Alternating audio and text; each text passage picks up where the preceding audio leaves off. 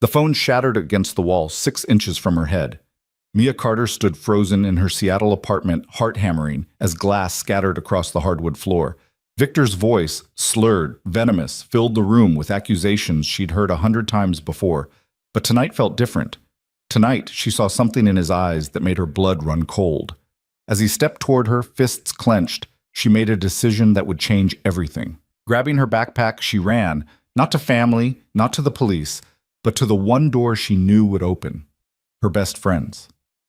If you're watching from anywhere in the world, drop your city in the comments below. I want to see how far this story travels. And if it moves you, hit that like button. Now, let me tell you what happened next. Daniel Brooks had learned to sleep lightly. It came with the territory of single parenthood, the awareness that at any moment, a small voice might call out from the bedroom down the hall, needing water, comfort, or reassurance that the shadows in the corner weren't monsters. At 32, Daniel had built his entire life around being present, being steady, being the kind of father who didn't miss the important moments because he understood too well what it felt like when someone did. His apartment in Seattle's Greenwood neighborhood wasn't much. A 2-bedroom unit in a building that had seen better decades, with radiators that clanked through the night and windows that rattled when the wind picked up off Puget Sound. But it was clean, warm, and most importantly, it was theirs. The walls were decorated with his daughter Emma's artwork, bright splashes of color that transformed the worn beige paint into something that felt like home. The refrigerator hummed reliably. The locks worked. The neighbors were quiet. Well, usually. That Thursday night in late October, Daniel had just finished the dishes and was settling onto the couch with a book when he heard it, a sound that didn't belong in the familiar symphony of creaking pipes and distant traffic. It was muffled, coming through the wall he shared with the apartment next door, but unmistakable. Crying. Daniel set down his book, listening. The walls between units were thin enough that he'd grown accustomed to the ambient soundtrack of his neighbors' lives: footsteps, television laugh tracks, the occasional domestic conversation. But this was different. This was the sound of someone trying desperately not to make noise, failing. Then came the shouting.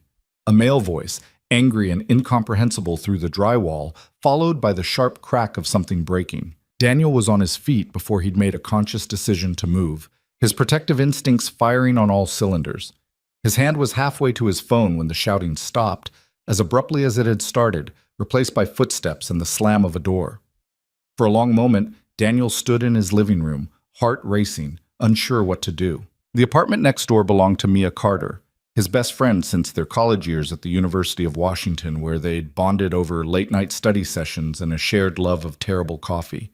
Mia had moved into the building 6 months ago with her boyfriend Victor, excited about the convenience of having her closest friend just on the other side of a wall. Daniel had been less excited about Victor from the start. There was nothing he could precisely articulate, no specific red flag he could point to that would justify his unease. Victor Lane was handsome in a sharp-featured way, successful in his role at a tech startup downtown, charming when he wanted to be. But there was something performative about his charm, something that felt calculated. The way he touched Mia in public seemed designed more for observers than for her. The way he spoke over her in conversations, subtle but consistent. The way his smile never quite reached his eyes when Daniel was around. Mia had laughed off Daniel's concerns the one time he'd gently voiced them. "You're just being protective," she'd said, squeezing his arm affectionately. "Victor's stressed about work. He's got a lot on his plate. You'll see. Once he settles in, you two will get along great." That had been 4 months ago. They had not gotten along great. In fact, Victor had grown increasingly cold toward Daniel, his greetings in the hallway progressing from curt to non-existent. Mia's visits to Daniel's apartment, once frequent and spontaneous, had become rare, usually when Victor was out of town. When Daniel asked if everything was okay, she'd smile brightly and change the subject. Now, standing in his living room at 11:30 on a rainy Thursday night, Daniel wondered if his instincts had been right all along. He was still standing there debating whether to text Mia when someone knocked on his door. 3 soft taps, hesitant and quick. Daniel moved to the door and looked through the peephole. What he saw made his chest tighten. Mia stood in the hallway, her dark hair disheveled and damp from the rain that streaked the building's windows. She was wearing jeans and an oversized sweatshirt, clutching a small black backpack to her chest like a shield. Even through the distorted fisheye lens, Daniel could see that her face was pale, her eyes red-rimmed. He had the door open in seconds. "Mia, I'm sorry," she said immediately, her voice barely above a whisper. "I'm so sorry. I know it's late. I didn't know where else. Come in." Daniel stepped aside, scanning the hallway behind her. It was empty. "Come in. It's okay." Mia slipped past him into the apartment, and Daniel noticed she was trembling. He closed the door quietly. Emma was asleep, and he wanted to keep it that way, and locked it. When he turned around, Mia was standing in the middle of his living room looking lost, like she'd forgotten where she was or how she'd gotten there. "Sit down," Daniel said gently, gesturing to the couch. "Let me get you some water." She nodded mutely and perched on the edge of the sofa cushion, still clutching her backpack. Daniel went to the kitchen, filled a glass from the filtered pitcher in the fridge, and gave Mia a moment to collect herself. His mind was racing through possibilities, none of them good. When he returned to the living room, he handed her the glass and sat in the armchair across from her, careful to give her space. Mia took a small sip, then set the glass on the coffee table with shaking hands. "Thank you," she said. "You don't need to thank me." Daniel kept his voice low and calm, the same tone he used when Emma woke from nightmares. "What happened?" For a long moment, Mia didn't answer. She stared at her hands, fingers twisting together in her lap. In the soft lamplight, Daniel could see that her sweatshirt sleeve had a small tear near the shoulder, the fabric pulled and stretched.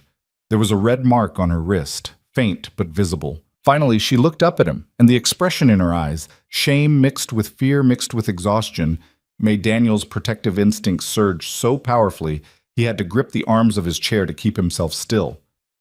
"Can I stay here tonight?" Mia asked. "Just tonight. I'll figure something else out tomorrow, I promise. I can't go back there right now." "You can stay as long as you need," Daniel said immediately. "The couch pulls out.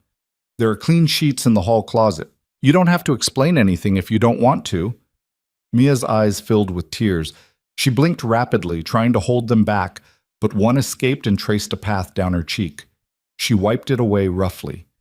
"I'm such an idiot," she whispered. "No, you're not." Daniel leaned forward, his elbows on his knees, making sure she could see his face, see that he meant every word. "Whatever happened, whatever brought you to my door tonight, you're not an idiot for ending up in a bad situation. You're smart for getting yourself out of it." Mia let out a shaky breath that was half laugh, half sob. "I should have listened to you months ago when you tried to tell me something was off about Victor. I should have paid attention." Daniel shook his head. "This isn't about me being right. This is about you being safe. That's the only thing that matters right now." They sat in silence for a moment, the only sound the rain drumming against the windows and the distant hum of the refrigerator. Daniel could see Mia wrestling with something, deciding how much to share, whether she could trust the words to come out without breaking her. "He threw my phone," she said finally, her voice barely audible.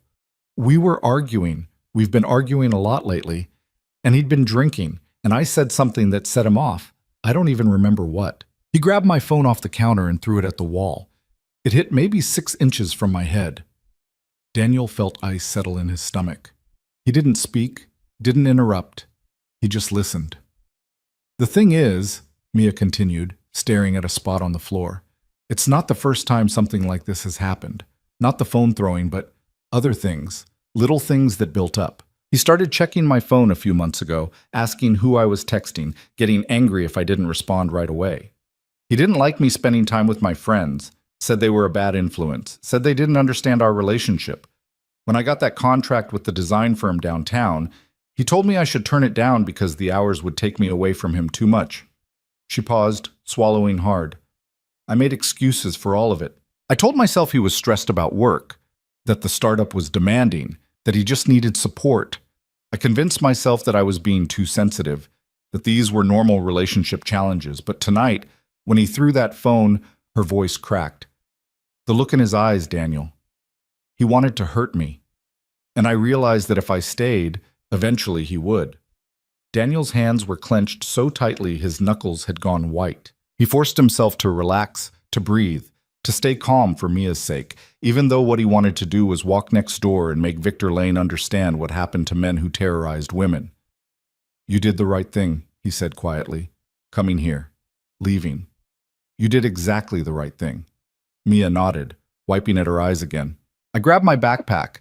I keep a bag packed now. Isn't that crazy? I've been keeping a bag packed for 2 weeks because some part of me knew this was coming, and I just ran.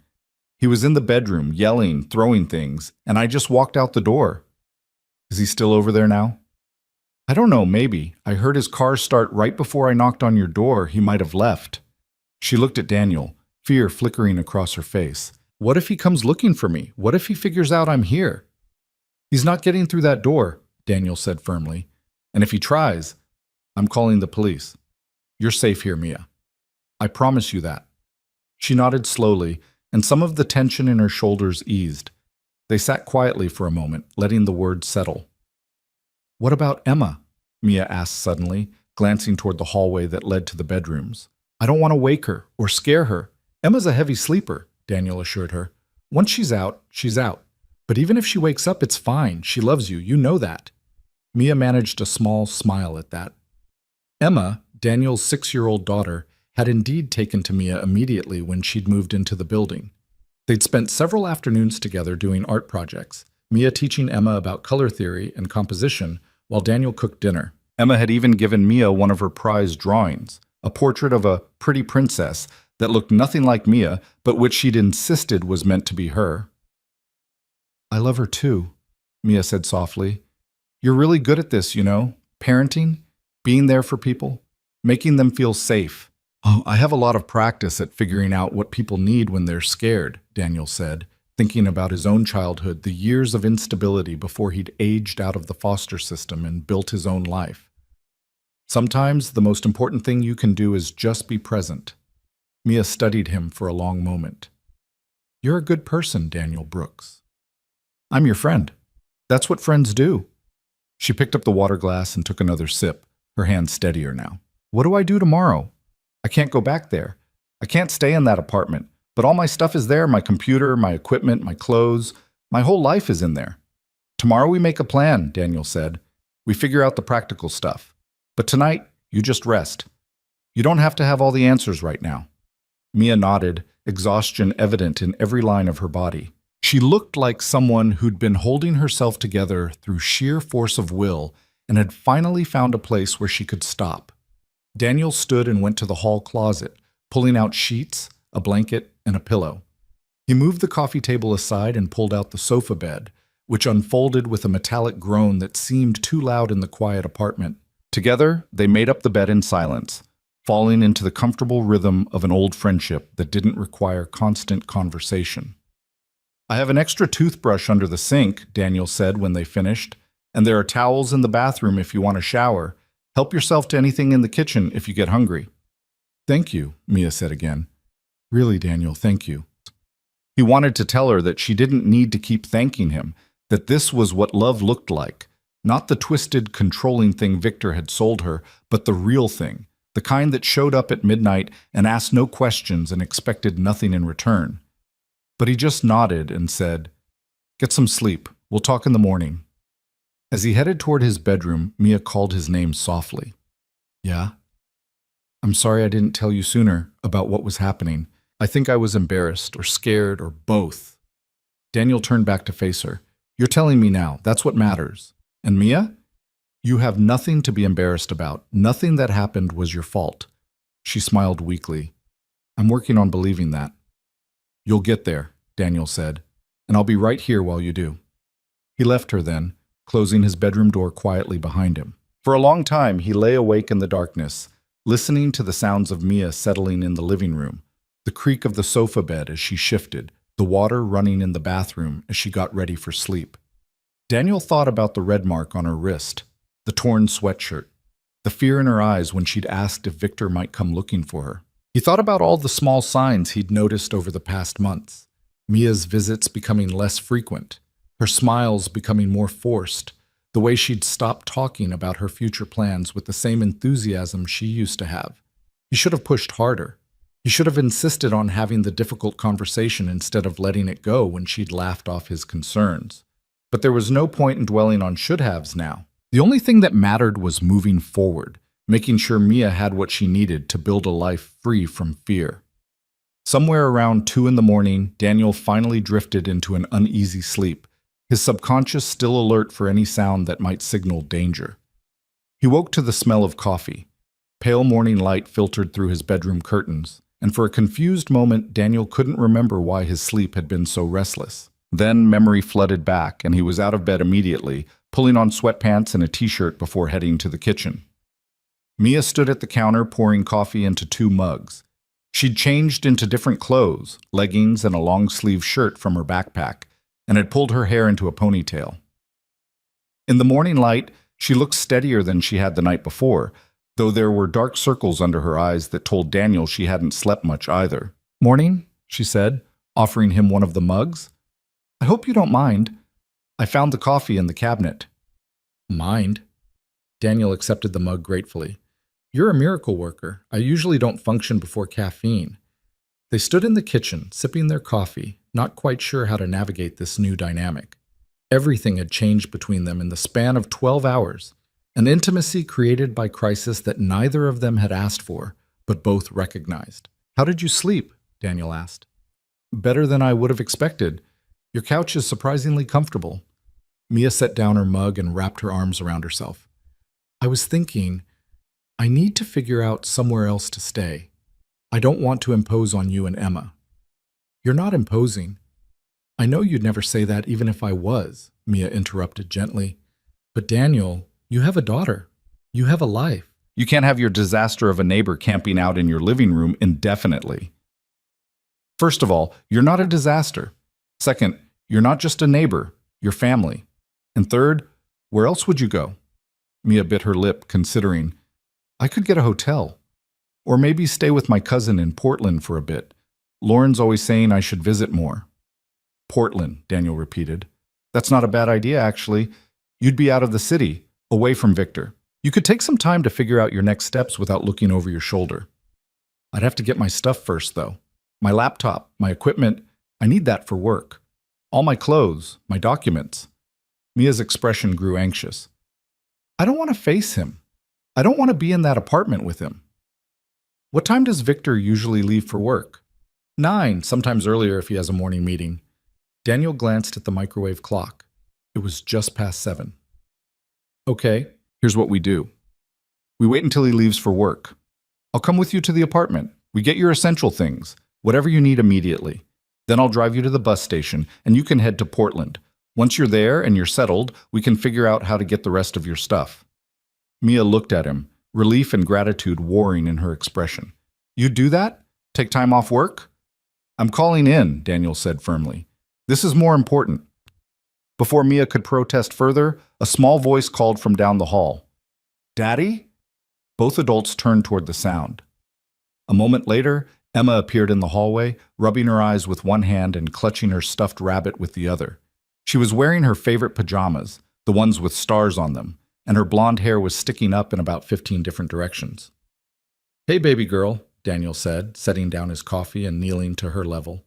"You're up early." Emma nodded sleepily, then seemed to register that Mia was there. Her face lit up immediately.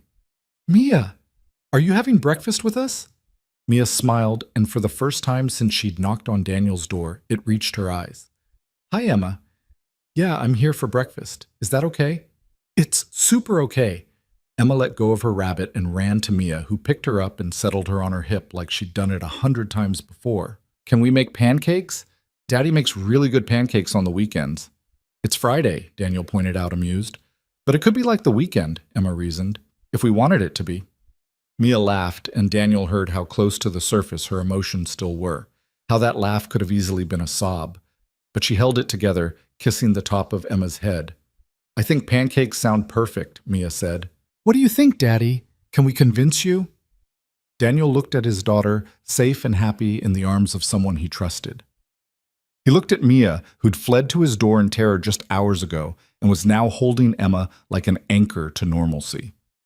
He thought about the plan they'd just made, the careful choreography of escape and recovery that would start as soon as Victor left for work.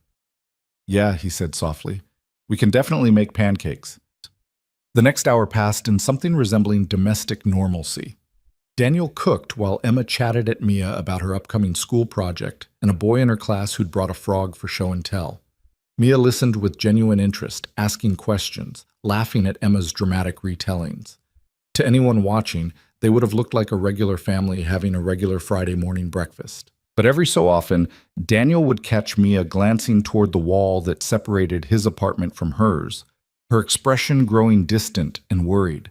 And once, when they heard footsteps in the hallway outside, she flinched so hard she nearly dropped her orange juice.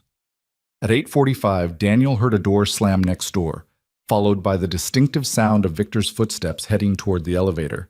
He and Mia locked eyes across the table. Emma, oblivious, was drawing a picture of her pancakes. "I should get ready," Mia said quietly. 20 minutes later, Emma was set up with her tablet and strict instructions to stay in the apartment until Daddy got back. Daniel and Mia stood outside her door, Mia's hand trembling as she fit her key into the lock.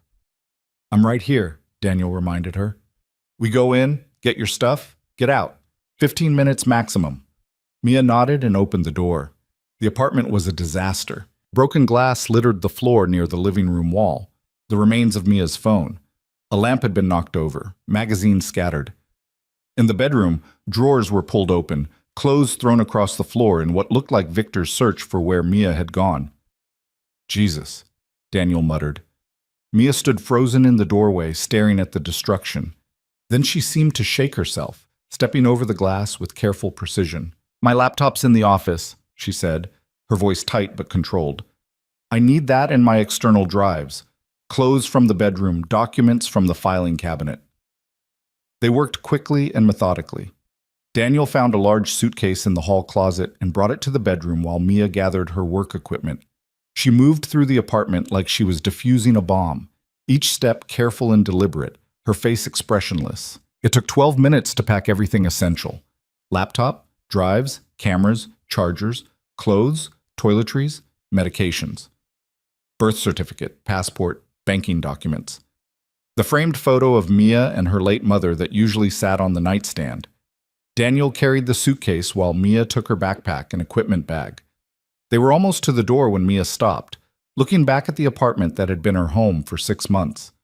"I really loved this place," she said softly. "When I moved in, I thought this was the start of something good. Victor and me, you next door, a real community. I had it all planned out in my head."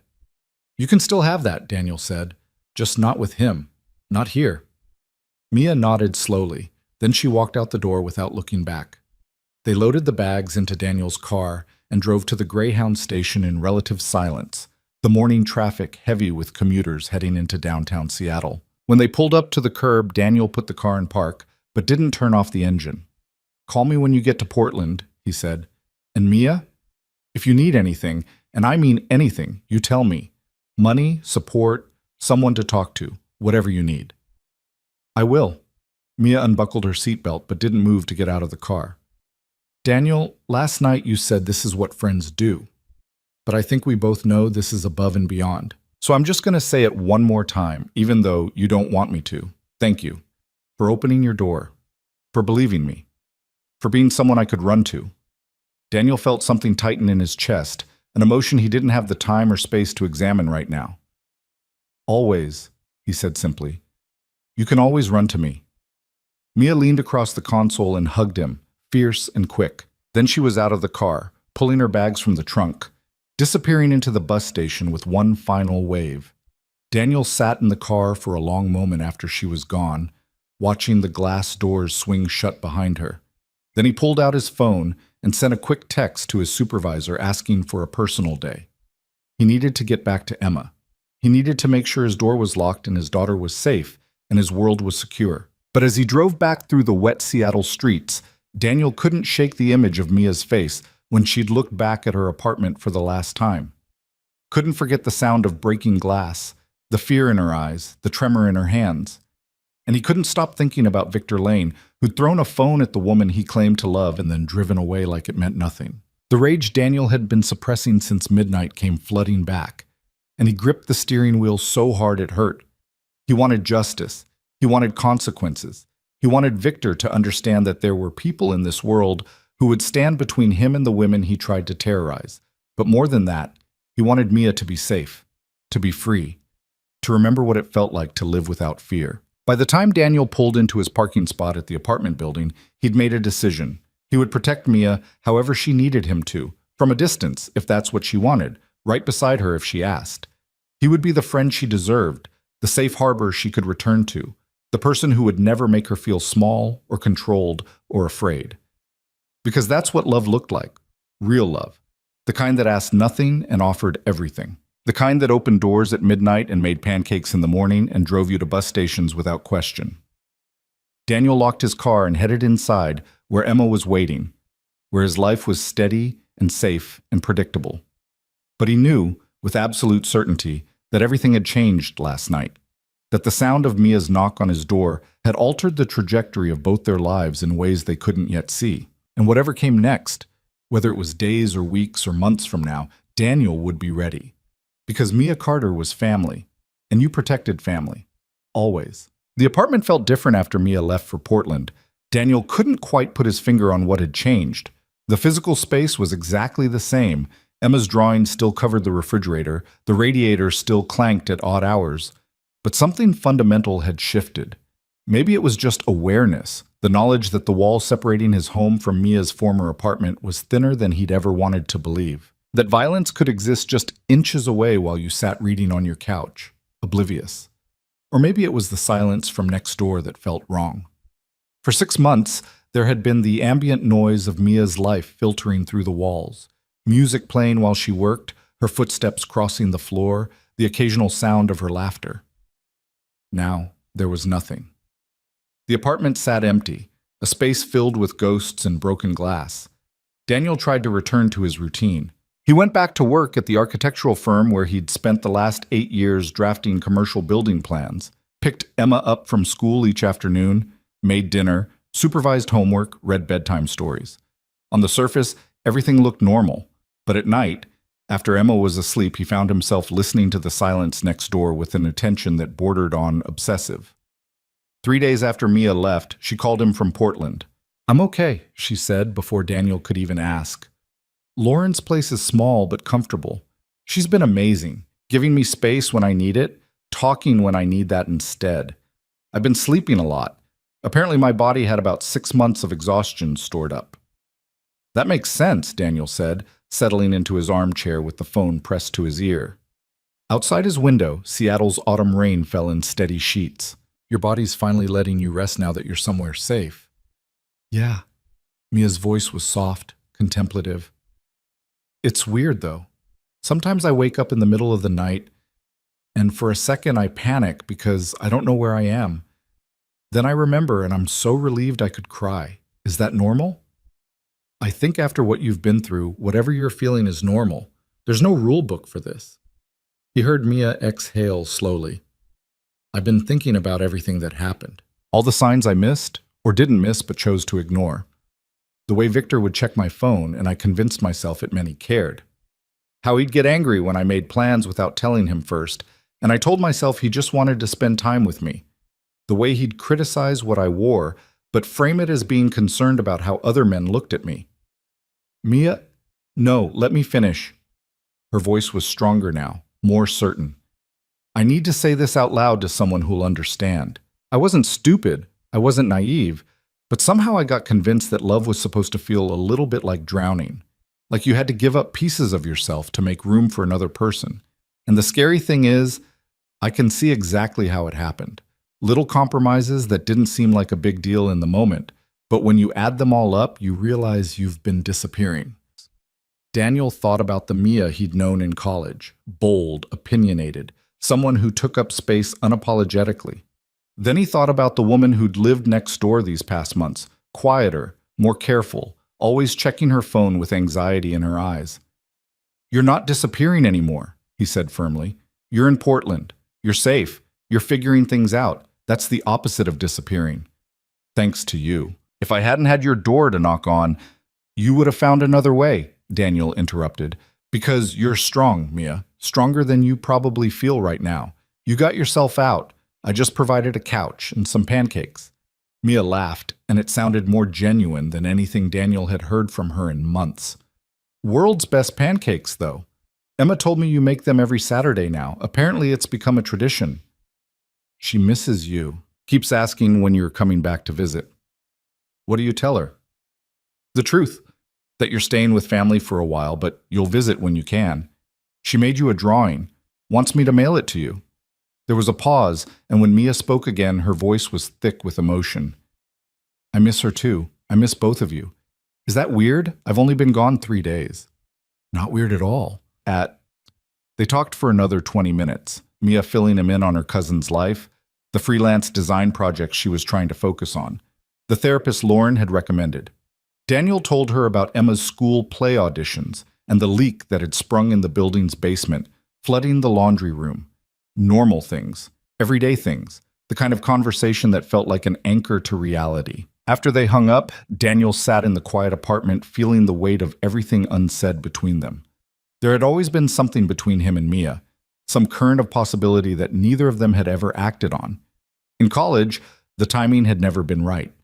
When he was single, she was dating someone. When she was available, he was focused on finishing his degree and dealing with his pregnant girlfriend. After Emma was born and his relationship with her mother imploded, Daniel had been too consumed with learning to be a parent to think about romance. By the time he'd gotten his life stable enough to consider dating again, Mia was already with Victor, and Daniel had told himself that their friendship was more valuable than any romantic possibility, that he was content being her best friend, that watching her build a life with someone else was fine as long as she was happy, except she hadn't been happy.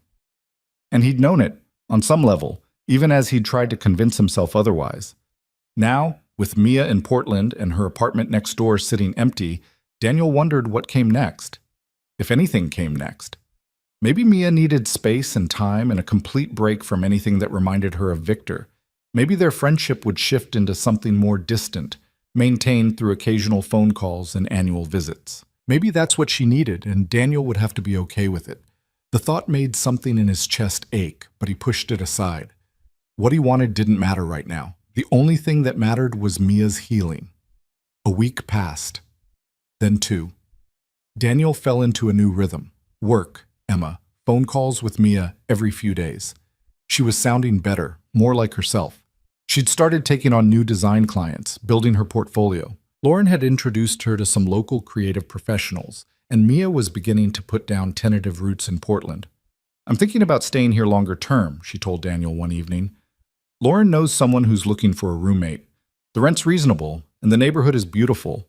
I could really build something here, you know? Fresh start and all that. That sounds great, Daniel said, meaning it even as disappointment settled in his stomach. You deserve a fresh start. Yeah.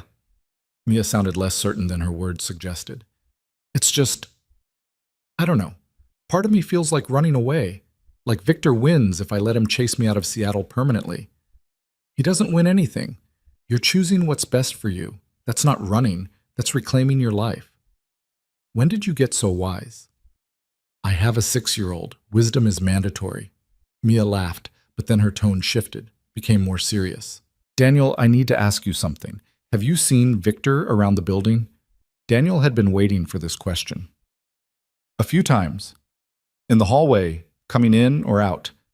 He doesn't acknowledge me, just walks past like I don't exist. Has he said anything about me? Asked where I went? No, why? Mia hesitated. He's been texting me. Started about 4 days ago. First it was apologies, saying he was sorry, that he'd been drinking too much, that work stress made him lose control. Then when I didn't respond, the text got angry, accusing me of abandoning him, saying I'm overreacting, that I owe him a conversation at least.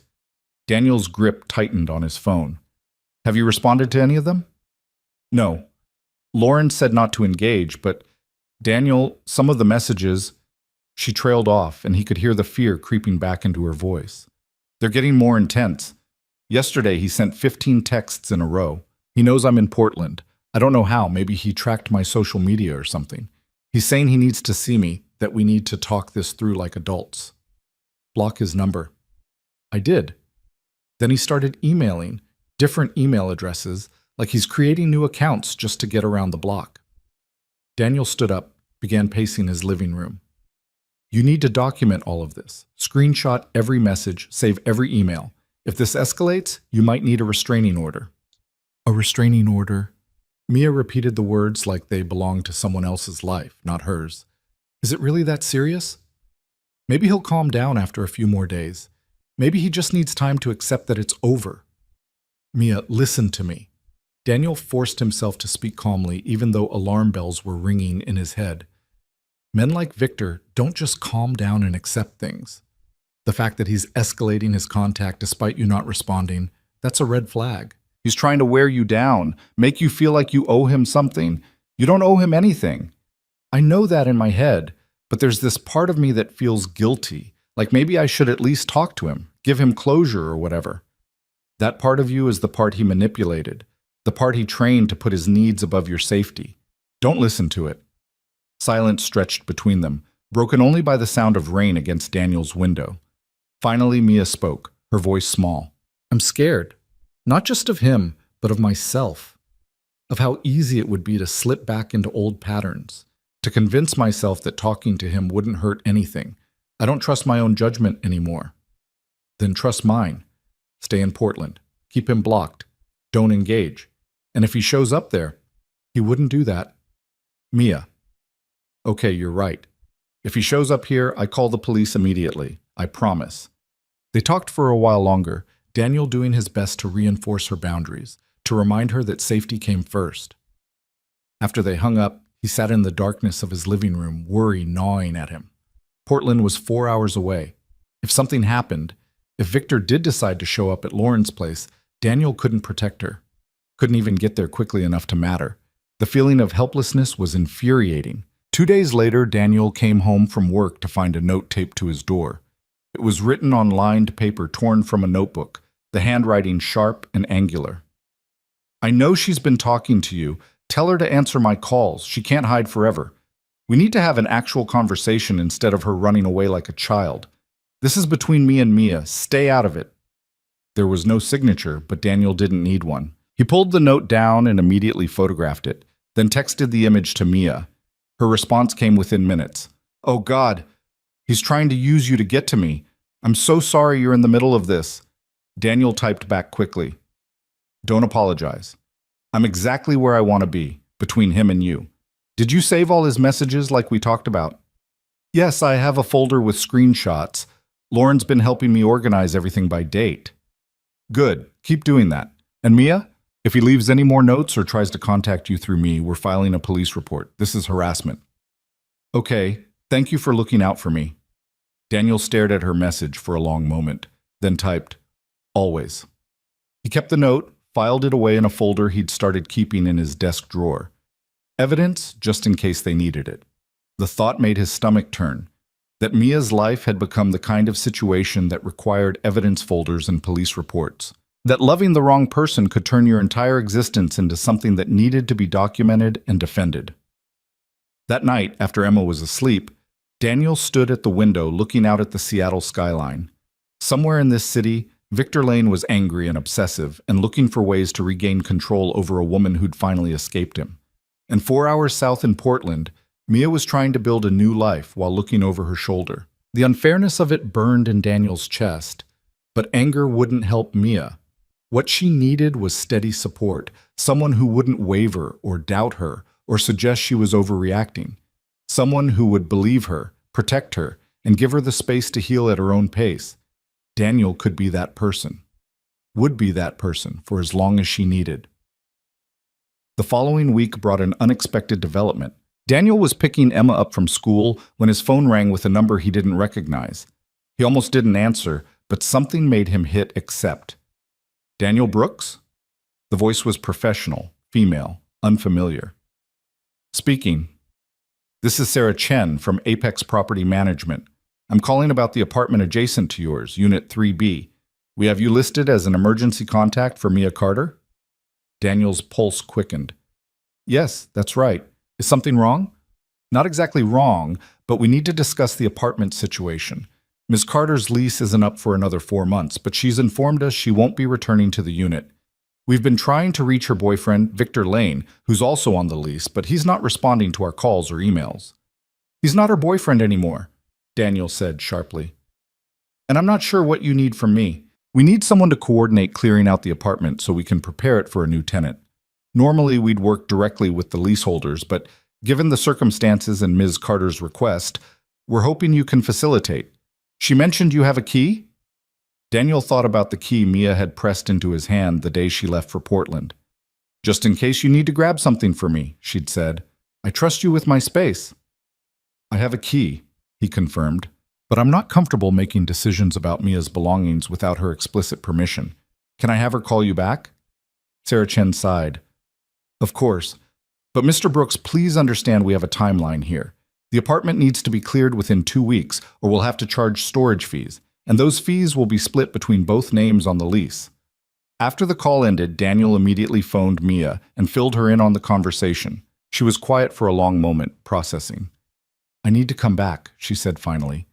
I need to get my things and deal with the apartment properly. I've been avoiding it, pretending I could just walk away and everything would magically resolve itself. But I can't hide from this forever. When are you thinking? This weekend? I could take the bus Friday night, stay with Lauren's friend who's in Seattle for a conference, get everything sorted Saturday, and head back to Portland Sunday morning. Daniel's mind was already running through logistics. I can help you pack. And Mia? We should coordinate this carefully. Make sure Victor doesn't know you're coming. The last thing you need is to run into him. Agreed. I'll call Sarah Chen back and set it up. Can you? She hesitated. Would you be willing to come with me to the apartment? I don't think I can face it alone. Of course. I'll be right there the whole time. Thank you. Her voice was soft with relief. I don't know what I'd do without you, Daniel. After they hung up, Daniel sat with the weight of what was coming. Mia, back in Seattle. Back in that apartment where everything had fallen apart. He knew it wouldn't be easy for her, walking back into that space, seeing the physical evidence of the life she'd fled. But maybe it was necessary. Maybe this was part of the healing, facing the past head-on instead of leaving it unresolved. Friday evening arrived with characteristic Seattle gloom, rain streaming down Daniel's windows as he made dinner for Emma. His phone buzzed with a text from Mia. Just got into town, staying at the Marriott near Pike Place. Weird being back in the city. Everything looks the same but feels different, Daniel replied as he stirred pasta sauce. That makes sense. You're different now. Same city, new perspective. How are you feeling about tomorrow? Nervous? Determined. Lauren made me promise to text her every hour so she knows I'm okay. She thinks I'm crazy for coming back at all. You're not crazy. You're dealing with things that need to be dealt with. That's brave. Or stupid. Brave, Daniel insisted. I'll pick you up at 9 tomorrow morning. We'll get everything done and get you back to Portland before you know it.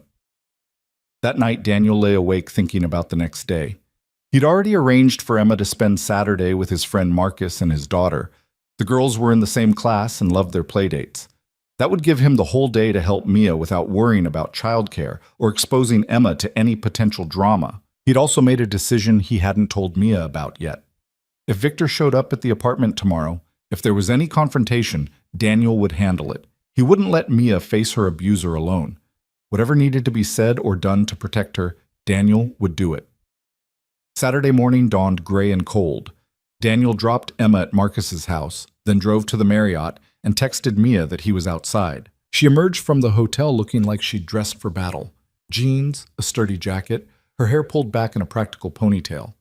But her face was pale, and when she climbed into the passenger seat, Daniel could see her hands trembling.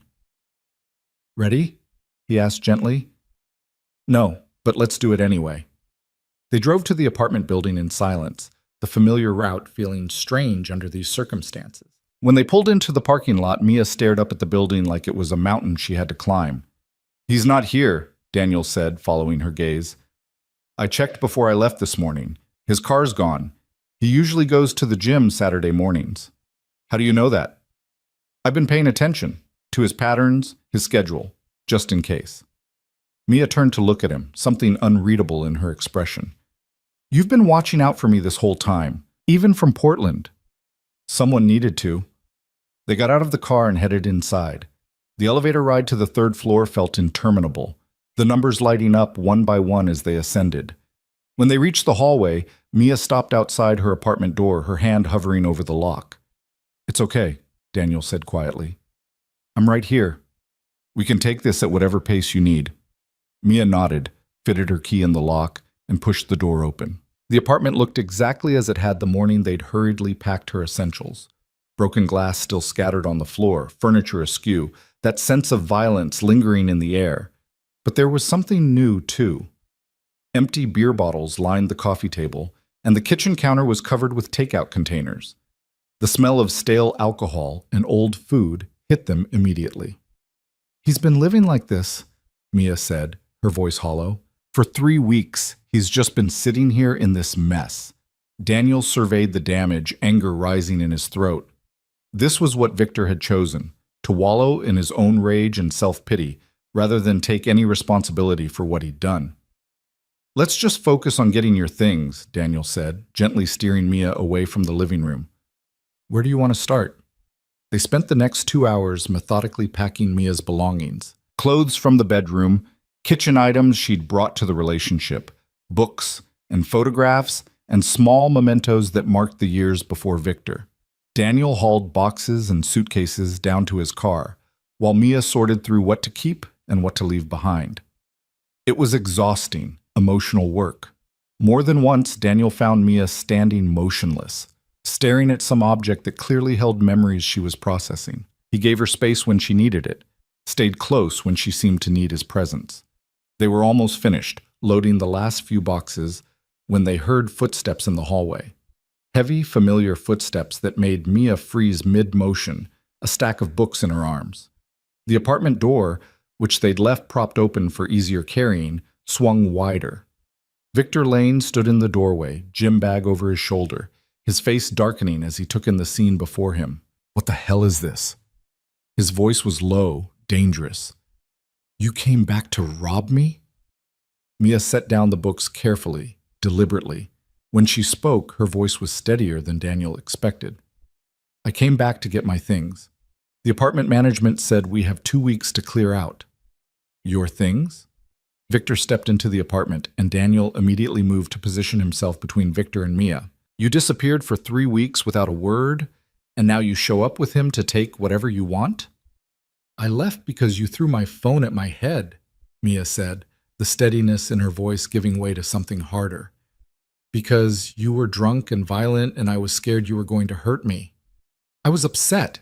You were texting someone at midnight. What was I supposed to think? I was texting Daniel about a movie recommendation. And even if I wasn't, even if I was doing something you didn't like, that doesn't give you the right to throw things at me. Victor's face reddened. This is such bullshit. One mistake and you just run away? Relationships are supposed to be about working through things. Working through things requires both people to be safe, Daniel interrupted, his voice calm but firm. What you did wasn't a mistake. It was assault. And Mia made the right choice by leaving. Victor's eyes snapped to Daniel, fury burning in them. This is none of your business. This is between me and my girlfriend, ex-girlfriend, Mia corrected. And Daniel's business because I made it his business. Because he's my friend and he cares about my safety, which is more than I can say for you. The air in the apartment felt charged, electric with tension.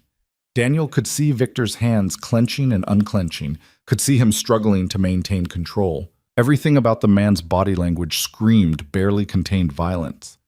You need to leave, Victor said to Daniel, taking another step forward. This is my apartment, and I want you out, now. I'm not going anywhere without Mia. Daniel, I can call building security. Call whoever you want, Mia said, and there was steel in her voice now, a strength that seemed to surprise even her. But I'm taking my things and I'm leaving, and you can't stop me. The lease is in both our names, which means I have every right to be here and every right to remove my belongings. Victor stared at her like she was a stranger. What happened to you? You used to be sweet, agreeable. Now you're acting like some kind of... Like what? Mia challenged. Say it, Victor. Like what? He opened his mouth, then seemed to think better of whatever he was about to say. Instead, he turned his anger back to Daniel. This is your fault. You've been poisoning her against me since day one. I saw the way you looked at me, like you thought you were better than me. You couldn't stand that she chose me over you. Daniel felt something click into place, a understanding of Victor's psychology that made everything make more sense.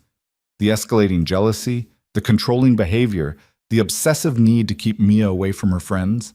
It had all been rooted in insecurity, in the fear that he couldn't actually keep her without force. "I never wanted to compete with you," Daniel said quietly. "I just wanted Mia to be happy." And clearly, she wasn't. The words hit their mark. Victor's face contorted with rage, and for a moment Daniel thought he might actually throw a punch. But then Mia stepped forward, putting herself beside Daniel rather than behind him. "We're leaving now," she said. "And Victor, don't contact me again. Not texts, not emails, not showing up places you think I might be. We're done, completely done. If you try to reach out, I'll file for a restraining order. Do you understand?" Victor looked between them, his expression shifting from rage to something that might have been hurt if Daniel thought he was capable of genuine emotion beyond anger. For a long moment, nobody spoke. The apartment that had once held the promise of a shared future now felt like a tomb, everything broken and irreparable. Finally, Victor stepped aside. "Get out," he said, his voice flat. "Take your stuff and go." Daniel and Mia didn't need to be told twice. They grabbed the remaining boxes and walked past Victor without another word. Daniel could feel the man's eyes on their backs as they made their way to the elevator, could sense the rage radiating from him like heat. Only when they were in the elevator and the doors had closed did Mia let out a shaky breath. "I can't believe I just did that," she whispered. "I stood up to him. I actually stood up to him." "You were incredible," Daniel said, meaning it completely. "Strong and clear, and you didn't let him manipulate you." Mia leaned against the elevator wall, and when she looked at Daniel, there were tears streaming down her face. But she was smiling too, a smile that held relief and pride and the beginnings of freedom. "I couldn't have done it without you there. Knowing you had my back, it made all the difference." The elevator reached the ground floor, and they loaded the last boxes into Daniel's car. As they drove away from the building, Mia looked back one final time at the place that had been her home, then turned resolutely forward. "I'm never going back there," she said. "Not for any reason. That chapter is closed." "Good," Daniel replied. "Now you get to write a new one." They spent the rest of the afternoon at Daniel's apartment sorting through Mia's things and deciding what to ship to Portland and what to store. Emma came home full of stories about her playdate, and she was thrilled to see Mia, immediately dragging her off to show her a new dance she'd learned. Daniel watched them together, Emma performing with theatrical flair while Mia clapped and cheered and felt something settle in his chest. This was what safety looked like. This was what home felt like. Not the absence of conflict, but the presence of people who loved you without conditions, who celebrated your strength instead of punishing it. Later that evening, after Emma was in bed and Mia was packing for her return trip to Portland, she found Daniel in the kitchen washing dishes. "Can I ask you something?" she said, leaning against the counter. "Always." "Why did you do all this? I know you care about me, but this goes beyond normal friendship. You've put yourself in the middle of my mess, face down Victor, given up your weekends to help me pack. Why?" Daniel set down the dish he was washing and turned to face her fully. The question deserved an honest answer, even if the timing wasn't perfect, even if she might not be ready to hear it. "Because you matter to me, Mia. You've always mattered to me. And when someone matters to you, you show up. You protect them. You help them find their way back to themselves. That's what love is. Not the twisted version Victor sold you, but the real thing. The kind that makes you bigger instead of smaller." Mia's eyes were bright with unshed tears. "I don't deserve you." "Yes, you do. And someday you'll believe that." She crossed the kitchen and hugged him, fierce and tight, and Daniel wrapped his arms around her, holding her like she was something precious, which she was. She absolutely was. "Thank you," Mia whispered against his shoulder, "for everything. For being exactly who I needed when I needed it most." They stood like that for a long moment, the Seattle rain pattering against the windows, the world outside dark but the kitchen warm with light. And Daniel thought about timing, about how sometimes the right people found each other at the wrong moments, but that didn't make them any less right. Mia pulled back, wiping her eyes. "I should finish packing. Early bus tomorrow." "Yeah." Daniel reluctantly let her go. "But Mia? Portland's not that far away. And you're always welcome here. This door will always open for you. She smiled, genuine and warm. I know. That's what makes all the difference. That night, Daniel lay in bed listening to Mia moving around in his living room one last time, and he let himself imagine a future where she didn't have to leave, where the distance between them wasn't measured in hours and highways. But he also knew that she needed time, needed space to heal and grow and remember who she was outside of Victor's shadow. So he would wait. He would be patient. He would be the friend she needed him to be, and if someday that friendship evolved into something more, they would face that when it came. For now, it was enough that she was safe, that she was strong, that she was free. Everything else would unfold in its own time. The Sunday morning bus pulled away from the Seattle station at 7:15, and Daniel stood in the parking lot watching it disappear into the gray dawn until the taillights were nothing but red pinpoints in the distance. Mia had hugged him goodbye at the curb, her backpack slung over one shoulder, and whispered, "I'll call you when I get there," before climbing aboard. Through the tinted windows, he'd seen her find a seat near the back, settle in with her headphones, and turn her face toward the window. She hadn't looked back. Daniel drove home through empty streets, the city still sleeping off its Saturday night. Emma wouldn't be awake for another hour at least, which gave him time to fold up the sofa bed and erase the physical evidence of Mia's visit. But as he pulled the sheets off and returned the cushions to their proper position, he found himself moving slowly, reluctant to let go of the weekend that had felt both impossibly difficult and strangely right. Yesterday's confrontation with Victor played on a loop in his mind. The rage in the man's eyes, the way his fists had clenched, the palpable violence barely contained beneath a thin veneer of civility. But more than that, Daniel kept seeing Mia's face as she'd stood her ground, refusing to be diminished, claiming her right to leave and mean it. She had been magnificent in a way that had nothing to do with Victor and everything to do with her own reclaimed power. His phone buzzed just after 9. Mia's name lit up the screen. "Made it to Portland," her text read. "Lauren picked me up at the station. She says to tell you you're her new favorite person for taking care of me this weekend." Daniel smiled and typed back, "Tell her I'm just doing what any decent human would do." That's the thing, though. Most people wouldn't. Most people would say supportive things but wouldn't actually show up. You showed up. That means something. He stared at the message for a long moment, then simply responded with a heart emoji, because sometimes words felt insufficient for what needed to be said. Emma emerged from her bedroom, rubbing sleep from her eyes, and Daniel set his phone aside to make pancakes as promised.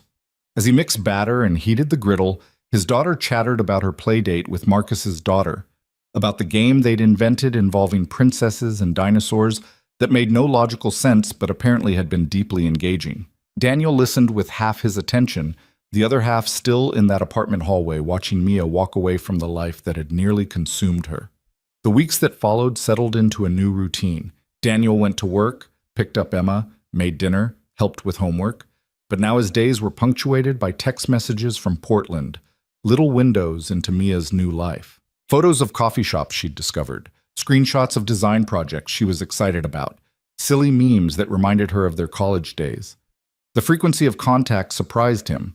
Instead of the relationship fading with distance, it seemed to deepen, as though the physical separation gave them both permission to be more honest than they'd been when separated only by a wall.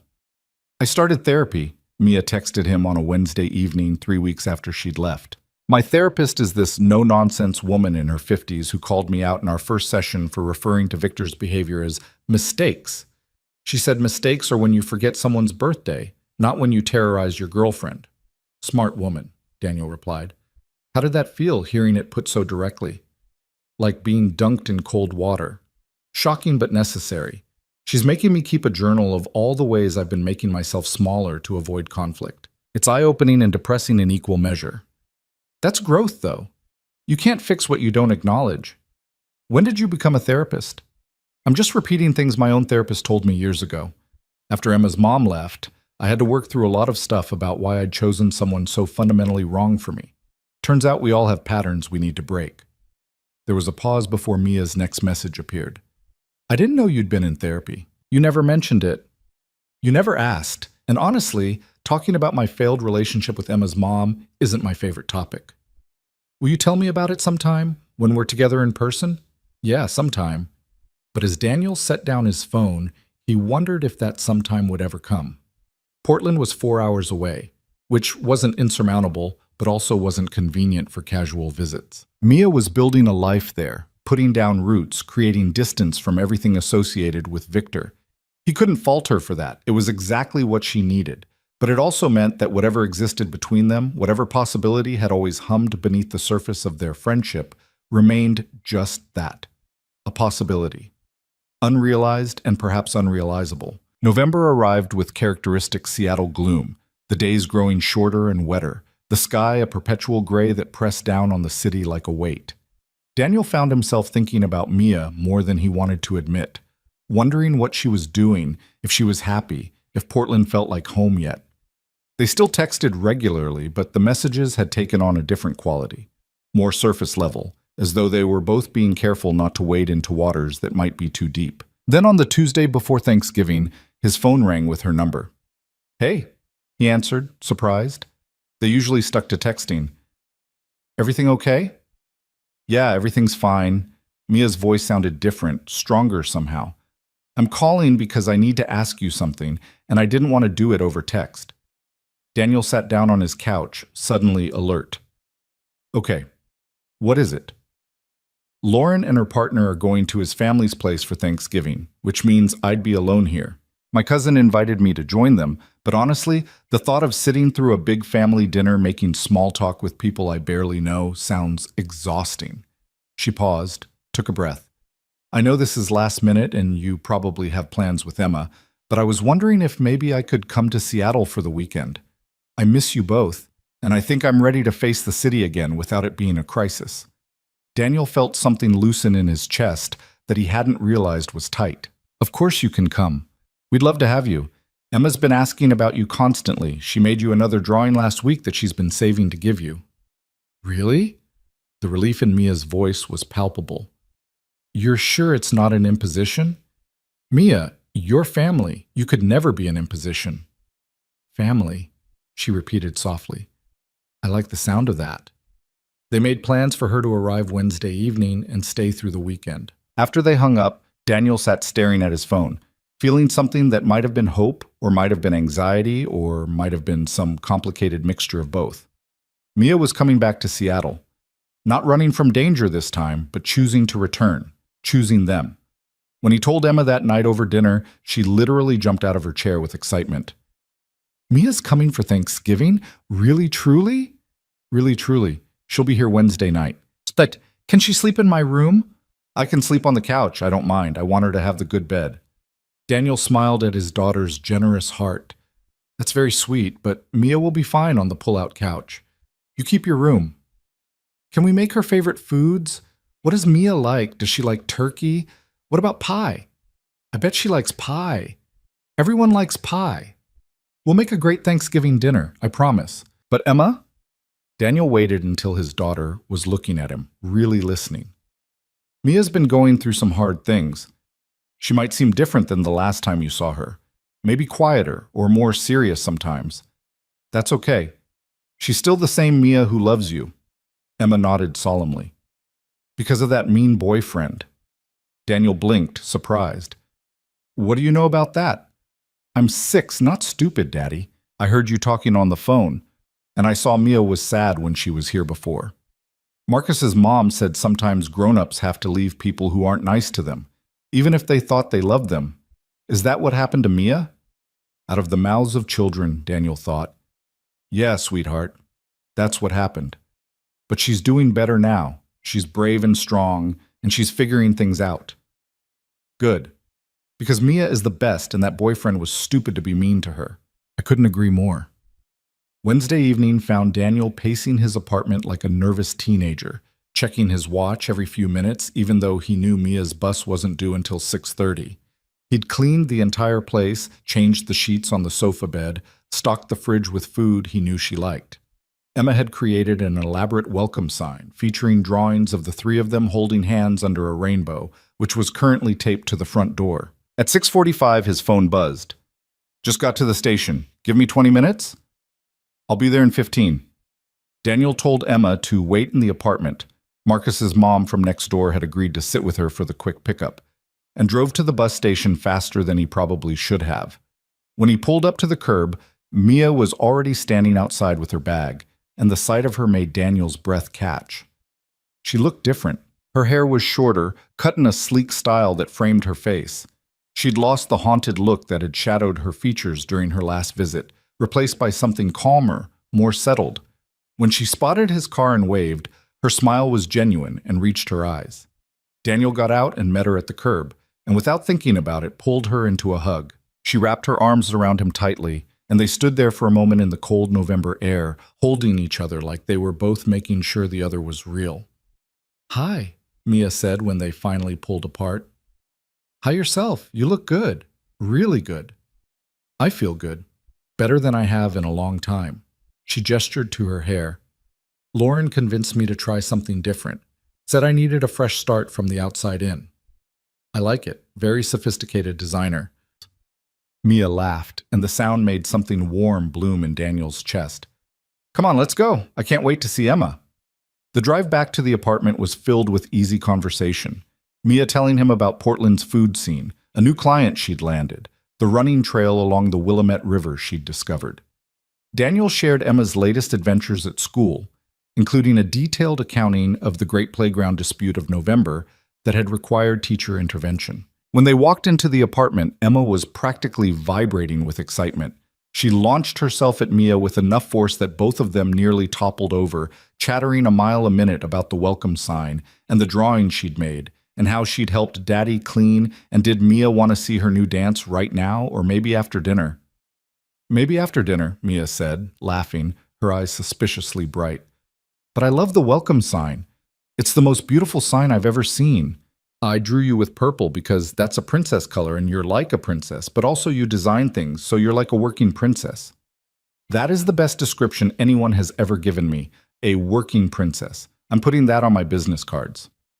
They ordered pizza and ate sitting on the living room floor, Emma between Mia and Daniel, talking non-stop about everything that had happened since Mia had been gone. Daniel watched the two of them together, saw how naturally Mia engaged with his daughter, how she listened with genuine interest and asked thoughtful questions.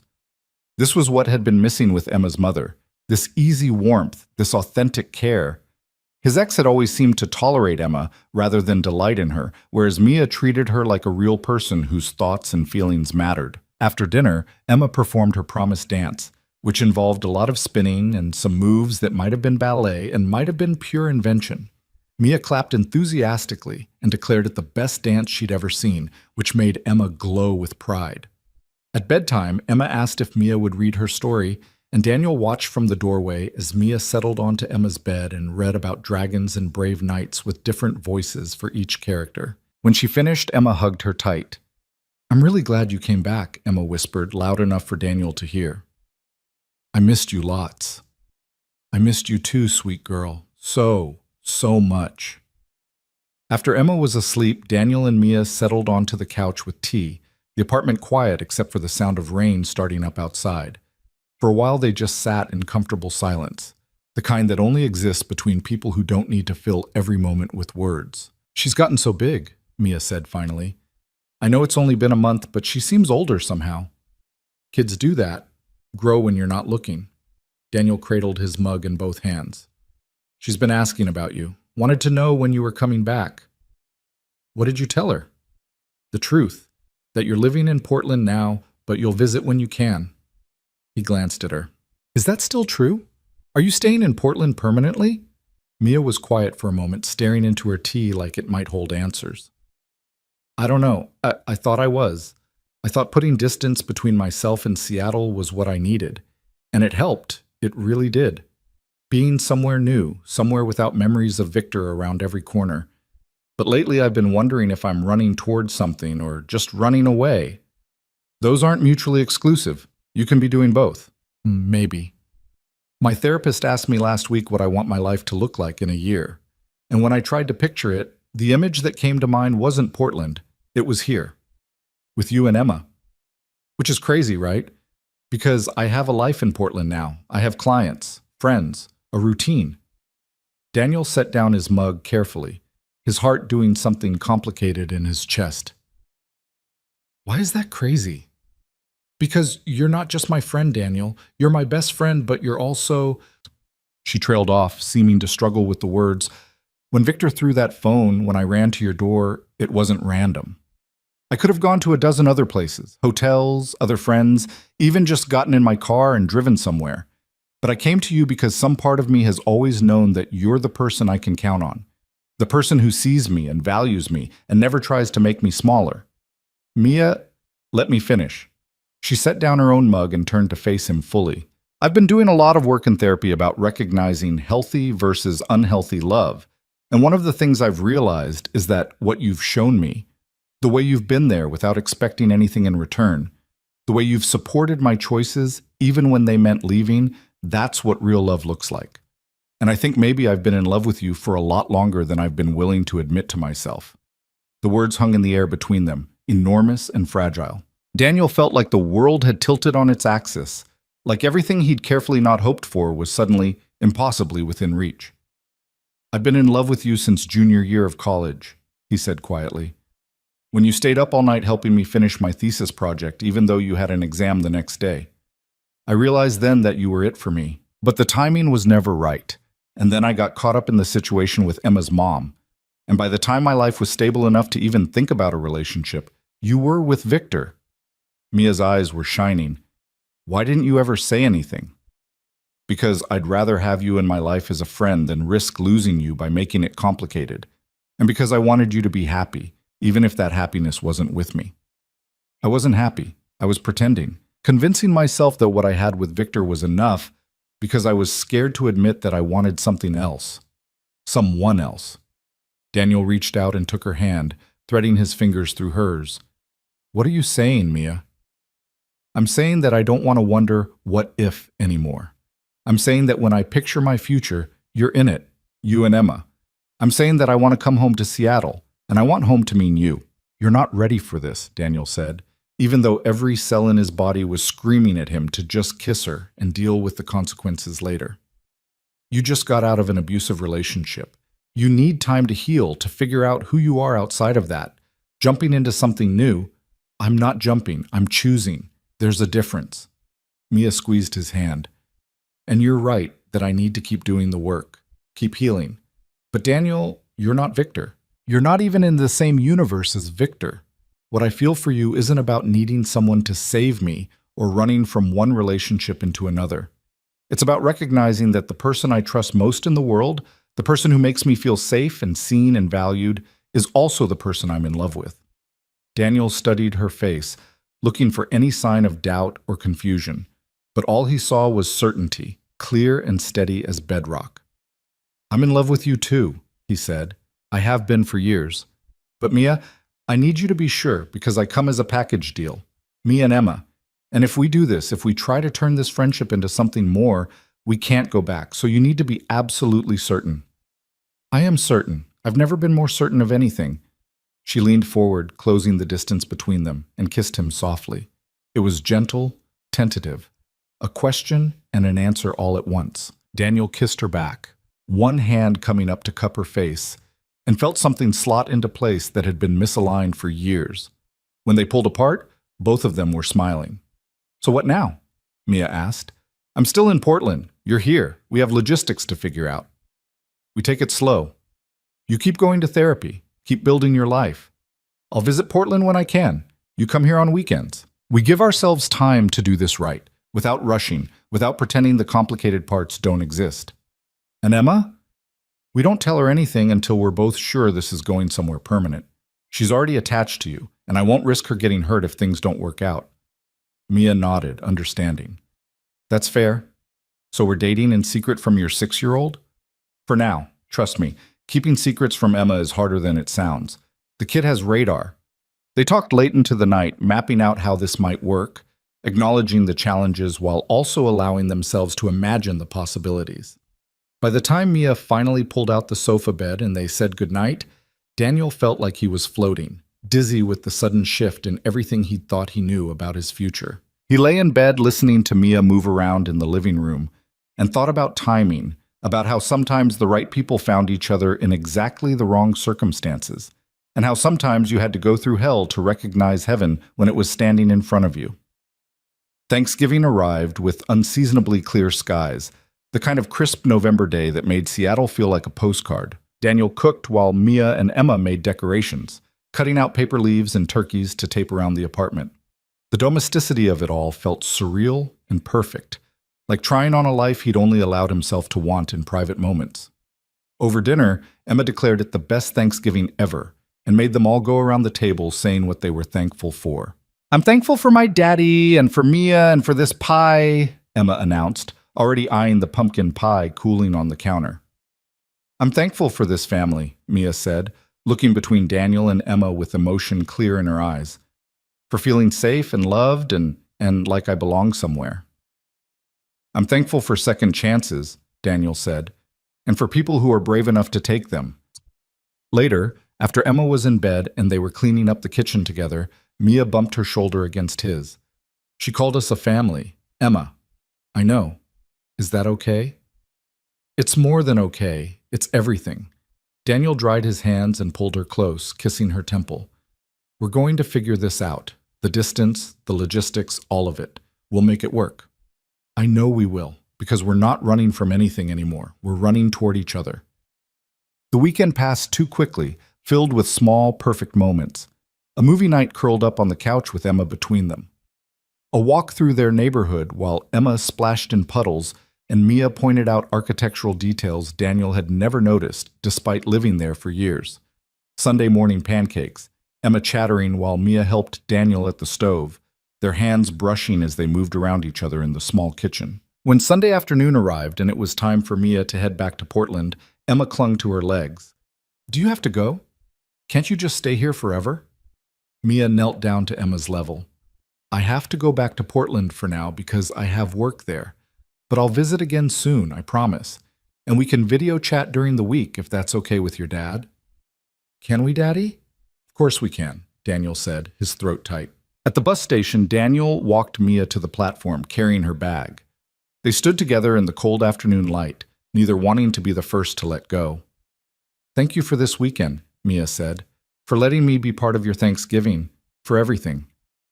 Thank you for coming back, for choosing us. Always," she promised. Then, quietly enough that no one else could hear, she added, "I love you, Daniel Brooks. I love you too, Mia Carter." She kissed him quickly, mindful of the public setting and the fact that this was still their secret for now, then boarded the bus. Daniel watched through the window as she found a seat, and this time when the bus pulled away, she did look back. She pressed her hand against the glass, and Daniel raised his in return, watching until the bus disappeared around a corner. The drive home felt different than it had a month ago. Then, he'd been watching someone escape. Now he was watching someone choose to return, again and again, building something real out of the wreckage of what had come before. His phone buzzed before he'd even made it out of the parking lot. "I miss you already, but I'm happy. For the first time in longer than I can remember, I'm genuinely, completely happy." Daniel smiled and texted back, "That's all I've ever wanted for you." "Well, that, and for you to eventually move back to Seattle permanently." "Patience, Brooks. One step at a time. But yeah, that's definitely on the table." As Daniel drove home through the darkening afternoon, he thought about everything that had changed in the span of 6 weeks. How a midnight knock on his door had set in motion a chain of events that had led them here. Not together in the traditional sense, not yet, but moving in the same direction with intention and hope and something that felt an awful lot like destiny. The road ahead wouldn't be easy. Long distance never was. And Mia still had healing to do, patterns to unlearn, trust to rebuild in herself and in love. But they had time. They had patience. They had years of friendship as a foundation and something stronger than romance building on top of it. Emma was full of questions when he got home, wanting to know when Mia would visit again, and could they call her tomorrow, and did Daddy think Mia liked the drawing she'd given her?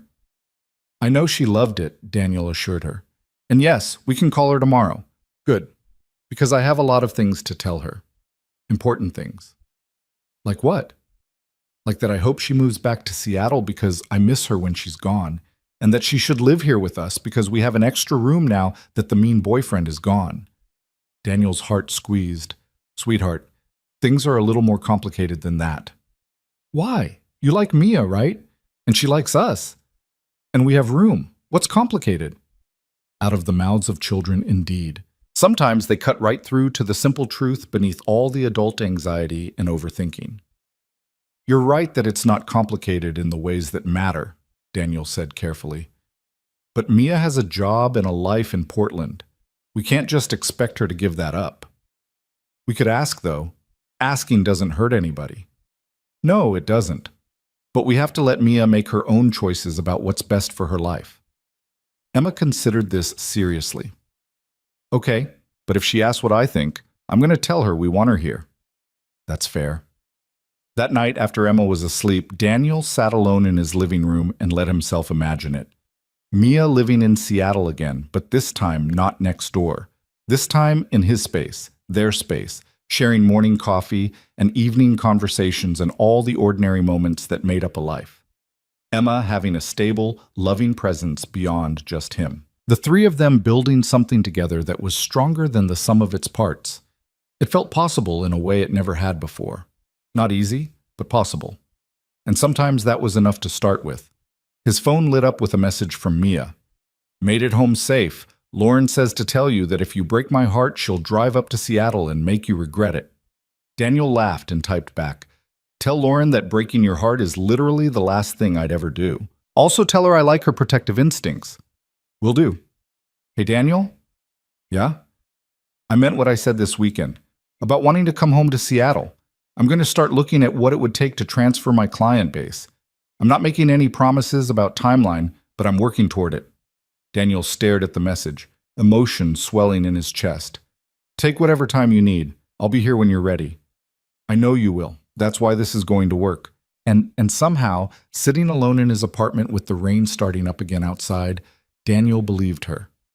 They were going to make this work because they'd already survived the hard part. They'd already proven they could show up for each other when it mattered. Everything else was just logistics. The future stretched out before him, uncertain in its details but clear in its direction. And for the first time in years, Daniel let himself hope not just for what might be, but for what would be, because Mia was coming home. Maybe not tomorrow or next week or even next month, but she was coming home. And when she did, he would be ready. December arrived with the kind of cold that seeped into your bones, the Seattle rain turning to sleet that clattered against windows and made the streets treacherous. Daniel navigated the dark mornings and early sunsets, the rhythm of single parenthood unchanged on the surface but fundamentally different underneath. Because now, threaded through every ordinary moment, was the awareness of Mia in Portland, thinking of him, working toward a future that included them both. They talked every day. Sometimes video calls where Emma would commandeer the phone to show Mia her latest art project or demonstrate a new skill she'd learned. Other times late-night phone conversations after Emma was asleep, their voices low and intimate as they shared the details of their days. And always, beneath the surface, conversations about work deadlines and grocery shopping and Emma's school schedule ran the deeper current of two people learning how to be in love while separated by distance and circumstance. I told another client today that I'm planning to relocate, Mia said one evening in mid-December. Daniel could hear the anxiety in her voice even through the phone. That's 3 I've had that conversation with now. 2 of them were fine with continuing remotely. The third wants to think about it. How does it feel making it official like that? Terrifying, exciting, right. She paused, and Daniel heard the sound of her moving, settling into what he'd learned was her favorite spot on Lauren's couch. My therapist asked me if I'm moving back to Seattle for me or for you. She wanted to make sure I'm not just trading one relationship where I lose myself for another. Daniel's stomach tightened. What did you tell her? The truth, that I'm doing it for both. That yes, I want to be with you and Emma, but also that Seattle is my city. I lived there before Victor. I have history there beyond just him. Portland has been good for me. It gave me space to heal, but it was always meant to be temporary. A way station, not a destination. And she was satisfied with that answer? She said it sounded healthy, self-aware. Then she made me promise that if I move back, I'll find a therapist in Seattle and keep doing the work. Will you? Absolutely. This process of unpacking all the ways Victor warped my sense of self. I'm not done with it just because I'm feeling better. Some of this stuff goes deep, Daniel, deeper than I realized. They talked for another hour, Mia sharing insights from her therapy sessions, Daniel offering his own experiences from the counseling he'd done after Emma's mother left. There was something healing in the honesty, in being able to name the broken parts without shame or judgment. I never told you the full story about Emma's mom, Daniel said eventually. About why she left. You don't have to if you're not ready. No, I want to. You've been so open with me about Victor and everything you went through. It's only fair. He took a breath, organizing thoughts he'd spent years trying not to examine too closely. Her name was Jessica. We met at a party during my last year of grad school. She was exciting, spontaneous, everything I wasn't. I was this serious architecture student drowning in work, and she was this free spirit who didn't plan beyond next week. I thought she balanced me out, made me more fun, less rigid. But spontaneity and inability to handle responsibility are two different things. When she got pregnant, she said she wanted to keep the baby, that we'd figure it out together. I believed her because I wanted to. I dropped out of grad school to take a full-time job so I could support us. We got an apartment, made plans, and for a while it seemed like maybe we could make it work. Daniel could feel the old pain rising, dull and familiar. Emma was born, and for about 3 months Jessica tried, but she was miserable. Hated the routine, resented the responsibility, felt trapped. One morning I woke up and she was gone. Left a note saying she couldn't do this, that she needed to find herself, that she'd signed papers giving me full custody. Daniel, she comes around sometimes. Once every 6 months or so, she'll remember she has a daughter and show up with presents and promises. Stays for a weekend, long enough to disrupt Emma's routine and make her hope for something more, then disappears again. I've tried to explain to Emma that her mom's not a bad person, just someone who wasn't ready to be a parent. But it's hard to watch my daughter wait by the window for someone who's probably not coming. Mia was quiet for a long moment. When she spoke, her voice was thick with emotion. That's why you're so careful about us, about not telling Emma until you're sure. She's already been abandoned once by someone who was supposed to love her unconditionally. I won't let it happen again. I would never. I know that. But Mia, we're still figuring this out. Long distance, your healing process, the logistics of combining our lives. Until we're both certain this is permanent, Emma doesn't need to know I'm in love with you. I understand. And Daniel, I'm certain. I don't know if that helps or makes it more complicated, but I need you to know. I'm certain about you, about Emma, about wanting to build a life together. The only uncertainty is timeline. Something loosened in Daniel's chest. That helps. That helps a lot. 2 weeks before Christmas, Mia called with news that made Daniel's heart race. I got offered a contract with a Seattle firm, she said, the excitement in her voice barely contained. A design agency downtown that works with tech companies. They want me to consult on a 6-month project starting in February. It would mean being in Seattle 3 days a week initially, with the possibility of it becoming full-time if the project goes well. Mia, that's amazing. How did this happen? Remember that design conference I mentioned a few weeks ago, the one in Portland? One of my presentations caught the attention of someone from this firm. They reached out last week, we had several conversations, and they just sent over the formal offer. Daniel could hear her moving around, the rustling of papers. The pay is good, better than what I'm making with my current client base. And the work is exactly the kind of thing I want to be doing. User interface design for accessibility features, making technology work for people who are usually overlooked. Are you going to take it? I already said yes. I sent back the signed contract an hour ago. She laughed, a sound of pure joy. Daniel, I'm coming home. Not full-time yet, but it's a start. A real, concrete start. When would you move? End of January. I'd need to find a place in Seattle, obviously. Lauren's friend who was looking for a roommate ended up filling the spot, so I was planning to look for a studio or 1 bedroom somewhere near transit since the office is downtown. Daniel's mind was already racing ahead, seeing possibilities, recognizing the precipice they were standing on. You could stay with me while you look. The couch pulls out, and it would give you time to find the right place. Silence on the other end of the line. Then, carefully, Mia said, "Are you sure? That's a lot. Having me in your space while you're also trying to maintain boundaries with Emma about our relationship. We'd figure it out. We're good at figuring things out. Let me think about it, okay? I don't want to complicate your life or confuse Emma or rush into something we're not ready for." They left it there, but the possibility hung between them, shimmering with promise and anxiety in equal measure. Christmas brought Emma's mother, as Daniel had grimly predicted. Jessica showed up on December 23rd with an armful of presents and apologies, her hair shorter and her smile as bright and unreliable as ever. I know, I'm the worst," she said when Daniel opened the door, Emma peeking out from behind his legs. "But I wanted to see my baby girl for Christmas." Emma had been excited initially, throwing herself into Jessica's arms with the uncomplicated love of a child who hadn't yet learned to protect her heart. But by Christmas Eve, when Jessica canceled their planned baking session because she'd made last-minute plans with friends, Emma's enthusiasm had dimmed. Daniel found his daughter sitting on her bed that evening, holding the expensive doll Jessica had brought, her expression somber. "She's going to leave again, isn't she, Daddy?" Daniel sat beside her, careful not to lie, but equally careful not to poison the well. "Your mom loves you, sweetheart. She just has a hard time staying in one place. Mia doesn't leave. She calls every week, and she came for Thanksgiving, and she always does what she says she's going to do." "Mia's very reliable," Daniel agreed, his heart aching at the comparison his daughter was making. "I wish Mia was my mom sometimes. Is that bad?" "No, baby. It's not bad. It just means you know what it feels like when someone shows up for you consistently. That's important to recognize." Emma leaned against him, small and warm and heartbreakingly perceptive.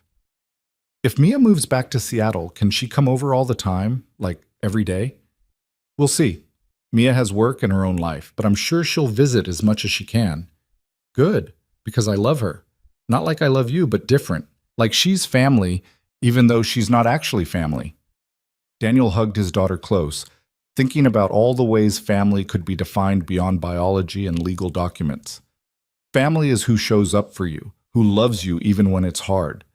By that definition, Mia's absolutely family. Jessica left on December 26th, promising to visit again soon, a promise both Daniel and Emma knew she probably wouldn't keep. Emma cried for an hour after her mother drove away, then seemed to shake it off with the resilience of children who'd learned early not to put all their hope in one basket. That night, after Emma was asleep, Daniel called Mia and told her about the visit, about Emma's comment comparing her to Jessica, about the quiet heartbreak of watching his daughter learn not to expect too much from her own mother. "I don't know how to protect her from that disappointment," Daniel said. "How do I teach her to keep her heart open while also learning to guard it?" "You're already teaching her," Mia said gently, "by being consistent, by showing her what reliable love looks like. She'll learn the difference because you're demonstrating it every day." "She said she wishes you were her mom sometimes." Mia's breath caught audibly. "What did you tell her?" "That family is who shows up, that by that definition, you absolutely qualify." "Daniel, Her voice broke.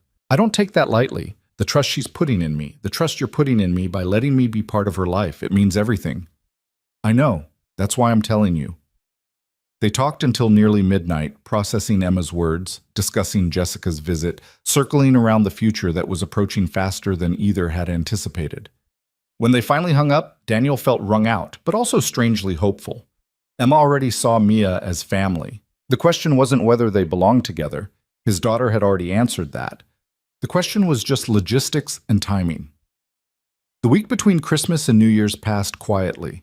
Emma played with her new toys, Daniel caught up on work projects, and Mia sent daily updates about her preparations for the move to Seattle. She'd given notice to her landlord in Portland, started packing up her belongings, and created a detailed spreadsheet of apartment options to tour when she arrived.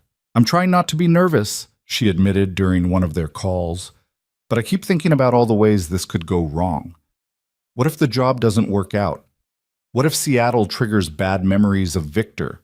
What if it all works out exactly right?" Daniel interrupted. "What if the job is perfect and Seattle feels like home and we build something amazing together?" "You're better at optimism than I am." "That's because I know how this ends. You, me, Emma, figuring out how to be a family in whatever form that takes. Everything else is just details. On New Year's Eve, Daniel declined Marcus's invitation to a party and instead stayed home with Emma. They made popcorn and watched movies, counting down to midnight even though Emma fell asleep at 10:30. At 11:50, Daniel's phone rang. "Hi," Mia said when he answered. "Lauren's at a party and I couldn't stand the thought of not talking to you when the year changed." I'm glad you called. Emma's asleep on the couch. I'm sitting here thinking about how different this year was from how it started. Last New Year's Eve, I was with Victor at some tech company party, pretending to have fun while he got drunk and flirted with other women right in front of me. I remember thinking that this was just what relationships were, tolerating bad behavior because leaving seemed harder than staying. And now? Now I'm sitting in Lauren's apartment eating ice cream directly from the container and counting down the minutes until I get to start a new year with the possibility of real happiness. With you. Daniel looked at his sleeping daughter, her head pillowed on his thigh, the Christmas light still twinkling on the tree in the corner. This year is going to be good, Mia. I can feel it. Me too. Hey, it's almost midnight. They counted down together over the phone, their voices low and warm, and when the moment struck they both said, "Happy New Year," at the same time, then laughed at the jinx. "Here's to new beginnings," Mia said. "To coming home," Daniel added. "To us." To us. January brought gray skies and cold rain, the kind of weather that made you want to hibernate until spring. Daniel threw himself into work, taking on extra projects to build up savings against the unknowns of the future. Emma started a new semester at school with a teacher she adored, coming home each day with stories and art projects that covered every available surface in the apartment. And Mia prepared to move, sending updates that tracked her progress like mile markers on a highway. Portland apartment cleaned out and deposit returned. Boxes shipped to Seattle. Goodbye lunch with colleagues who'd become friends. One final session with her Portland therapist, who'd helped her find a referral in Seattle. 3 more weeks, she texted Daniel on a rainy Tuesday morning. Then I'll be there. We'll be ready, he replied, though he wasn't entirely sure what ready meant in this context. The weekend before Mia's scheduled move, Daniel sat Emma down for a conversation he'd been rehearsing in his head for weeks. "Sweetheart, I need to talk to you about something important. Mia's moving back to Seattle at the end of the month." Emma's face lit up. "Really? Like living here again?" "Yes. She got a new job in the city, so she's going to be here a lot more. And while she's looking for her own apartment, she might stay with us for a little while. Would that be okay with you?" "More than okay. That's the best news ever." Emma paused, studying Daniel's face with an intensity that made him nervous. "Daddy, do you love Mia?" Daniel's heart stopped. "What makes you ask that?" "You smile different when you talk to her. And you get happy when she texts. And you look sad sometimes when you talk about her being in Portland. That's how Prince Philip looks in the movie when he can't see Princess Aurora." Out of the mouths of children, Daniel thought for the 100th time. "You're very observant." "So do you?" There was no point in lying, not when his daughter could apparently read him like a book. "Yes, I do. I love Mia very much, but we're taking things slow because we want to make sure we're doing everything right." "Does she love you back?" "She does." Emma considered this information with the seriousness of a Supreme Court justice.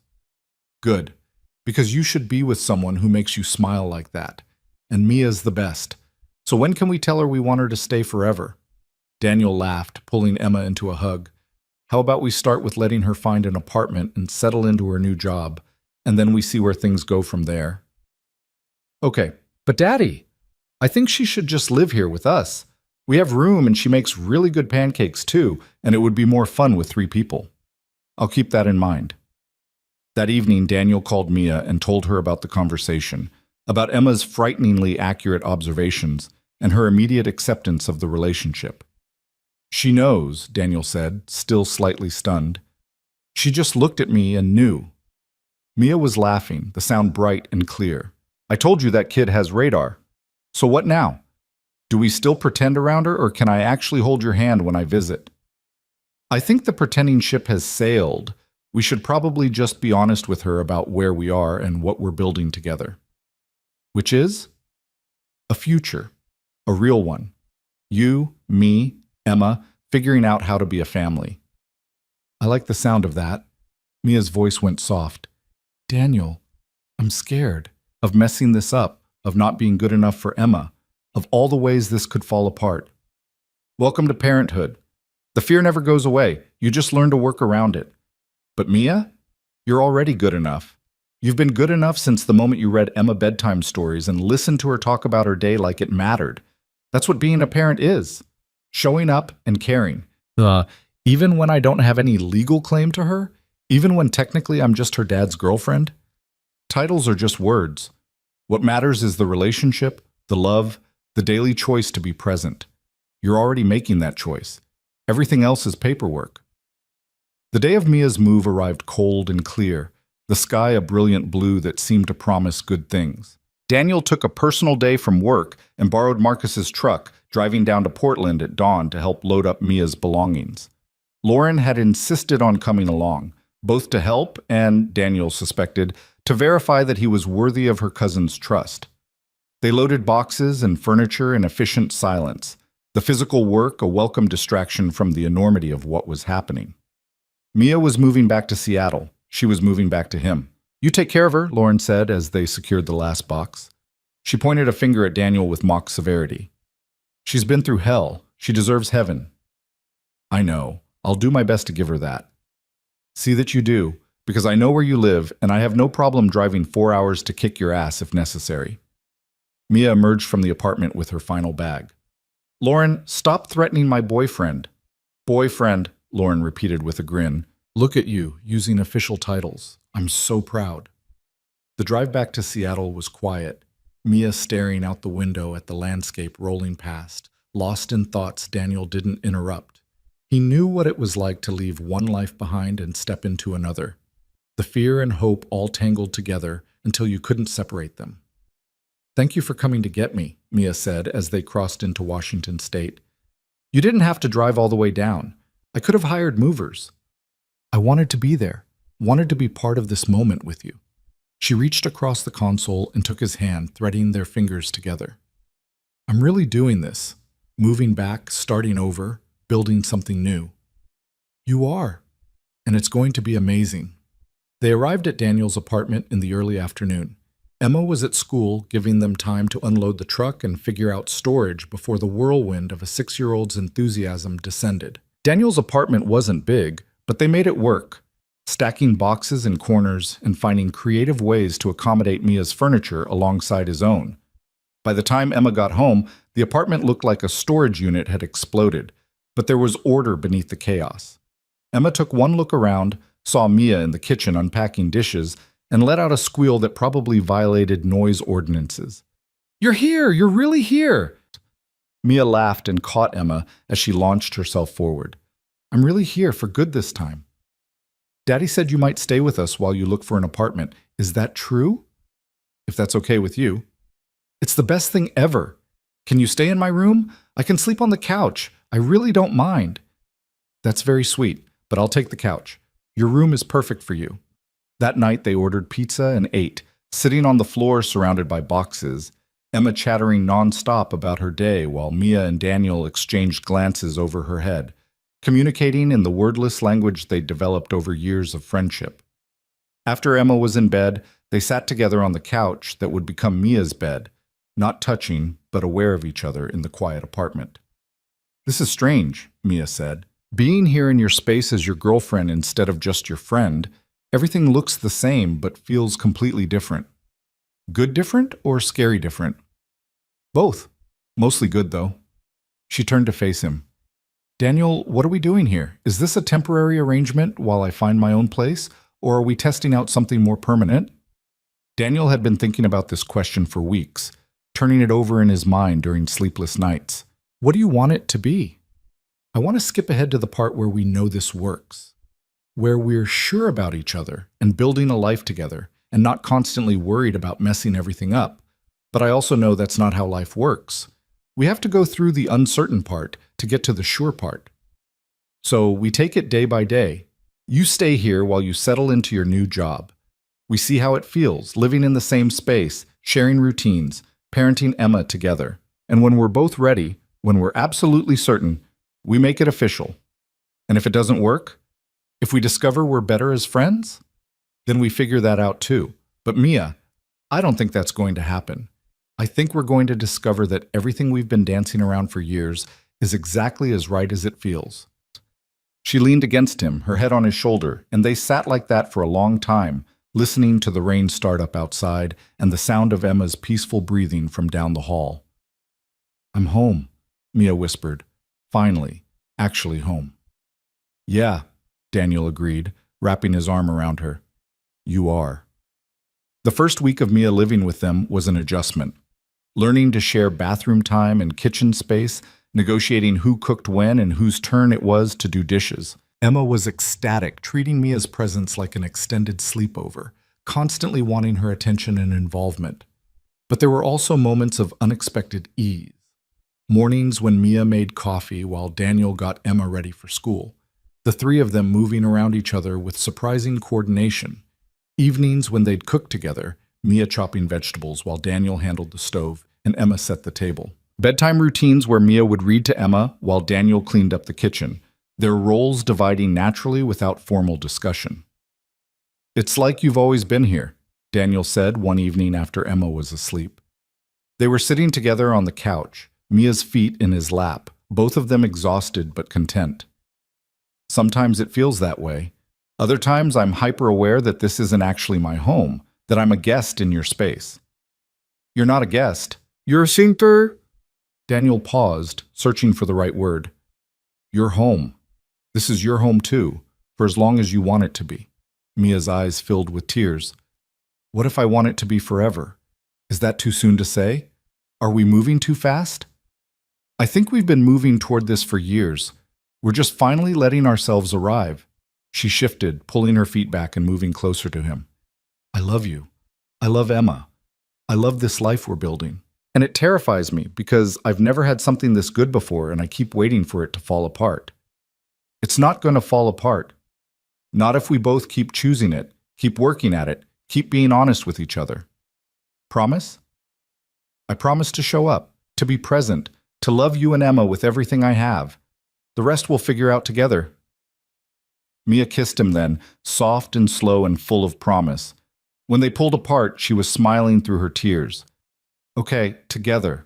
I can do together." "We can do together," Daniel corrected. "That's the whole point." Outside, the Seattle rain continued its steady drumbeat against the windows. But inside, in the warm glow of the apartment that had become home to all three of them, everything felt exactly as it should be. Not perfect, not without complications, but real and honest and built on a foundation strong enough to last. And for now, that was more than enough. It was everything.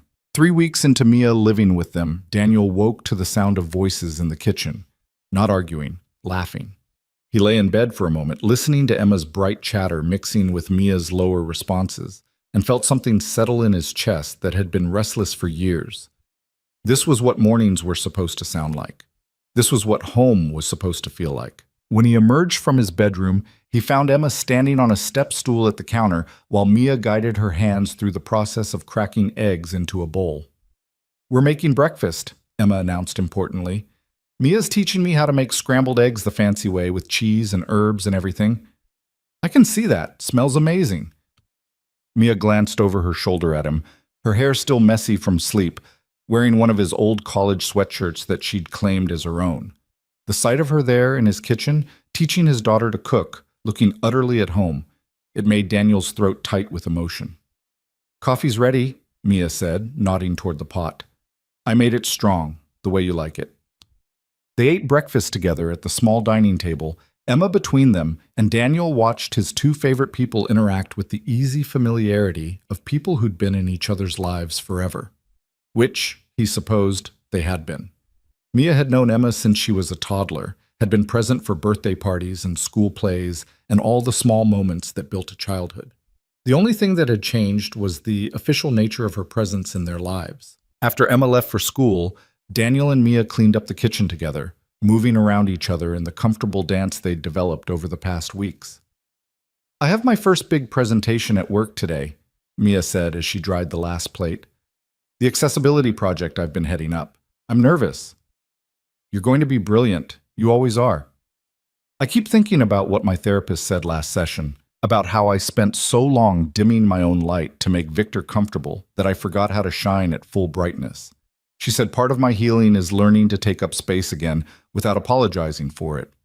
Daniel set down the dish he was washing and turned to face her fully. You deserve to take up space. You deserve to shine. And anyone who tries to make you smaller isn't worthy of you.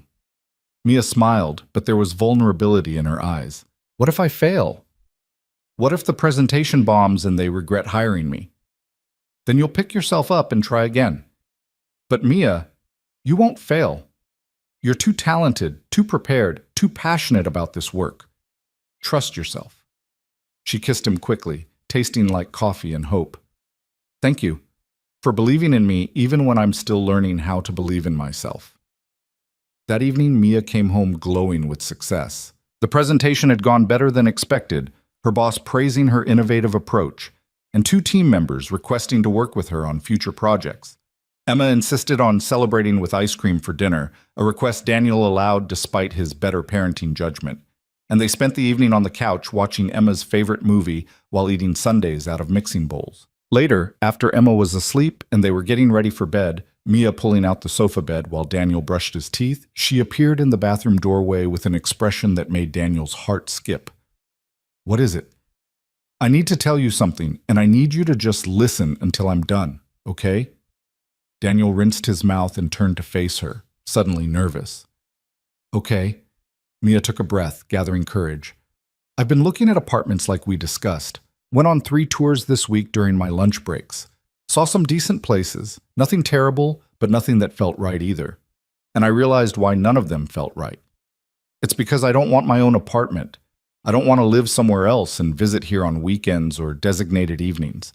I want to wake up to Emma making noise in the kitchen and you stealing the blankets and the 3 of us figuring out dinner together.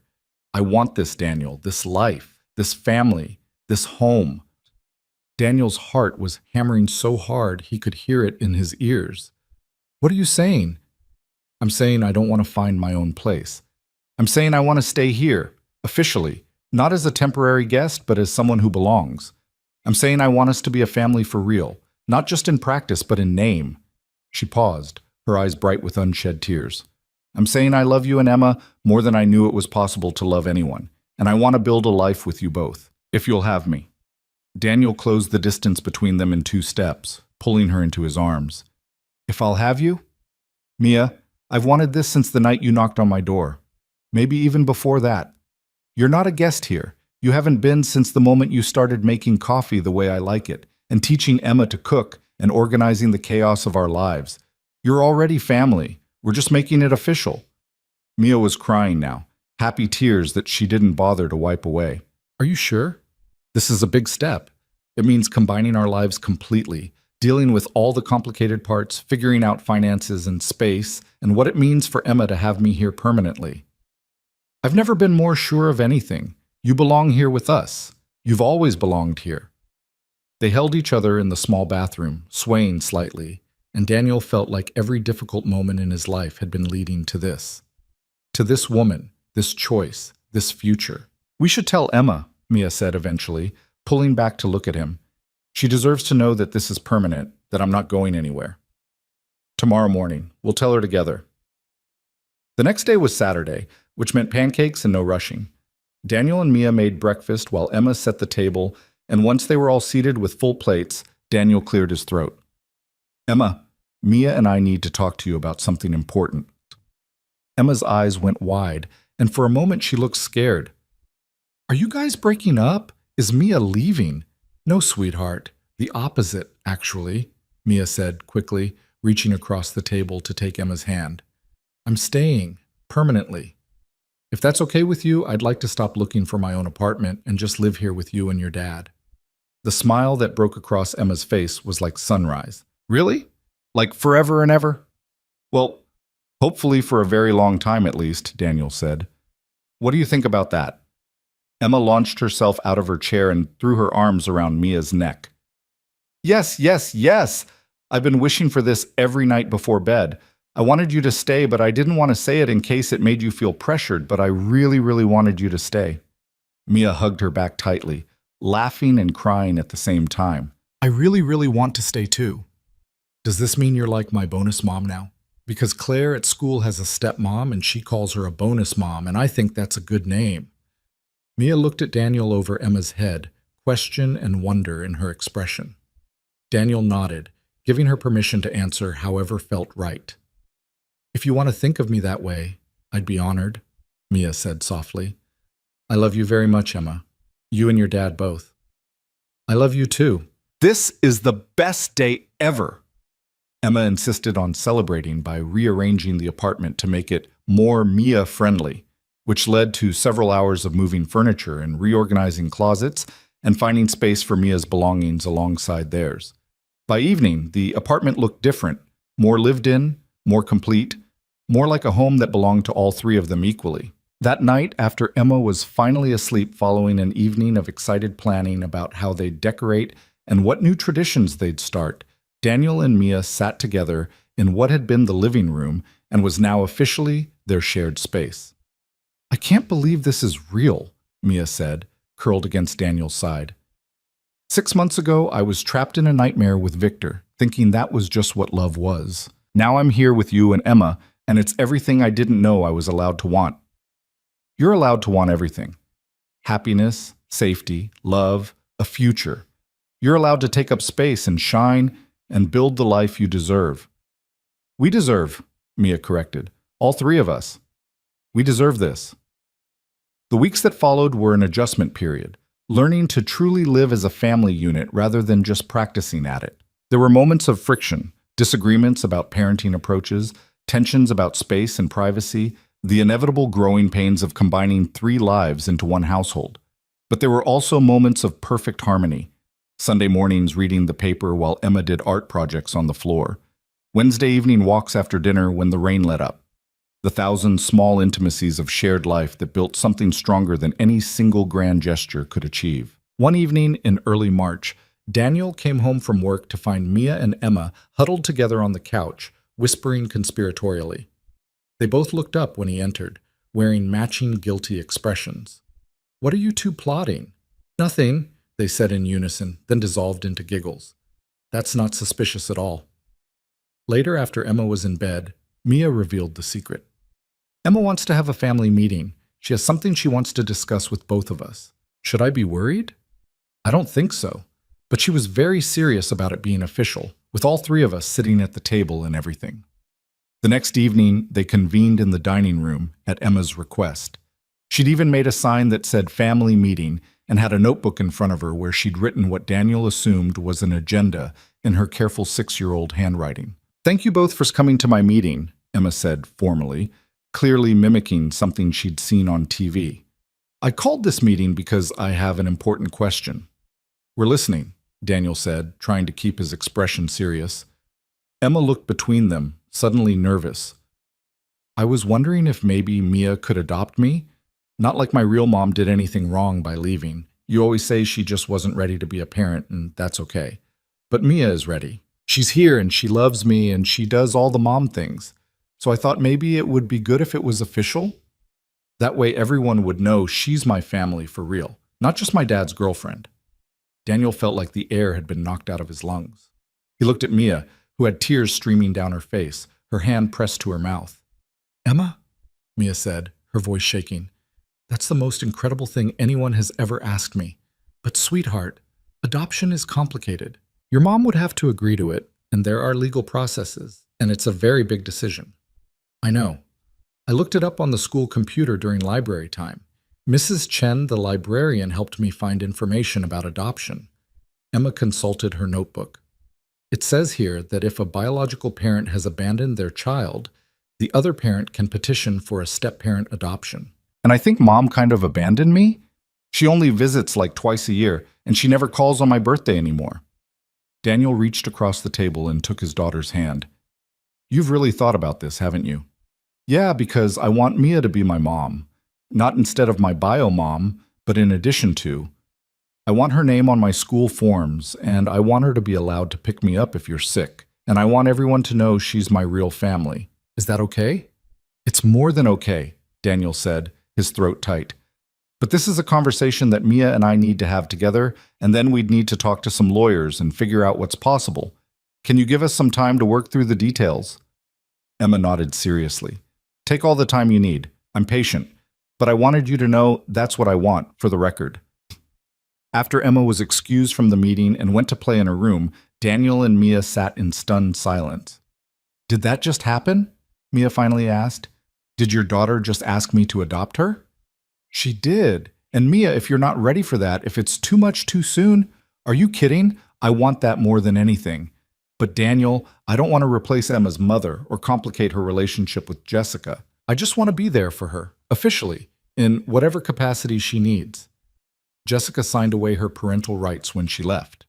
She visits occasionally, but she's never asked for custody or tried to establish a real parenting relationship. Legally, a step-parent adoption would be possible if you and I were married. The word hung in the air between them. Married. Mia's eyes widened. Is that... Daniel took her hands in his. I wasn't planning to do this tonight. I had this whole plan to wait until summer, take you somewhere romantic, make it special. But Emma's right. You're already our family. You're already Emma's mom in every way that matters. So maybe we skip the elaborate proposal and just ask the question that we both already know the answer to. Mia Carter, will you marry me? Mia was crying again, nodding before she could even form words. Yes. Yes, absolutely yes. They kissed across the table, laughing and crying at the same time, and Emma must have been listening from her room because they heard a whoop of triumph followed by running feet. Does this mean you're getting married? And then Mia can adopt me? Daniel pulled both of them into a hug. Yeah, baby girl, that's exactly what it means. This is the best family meeting ever.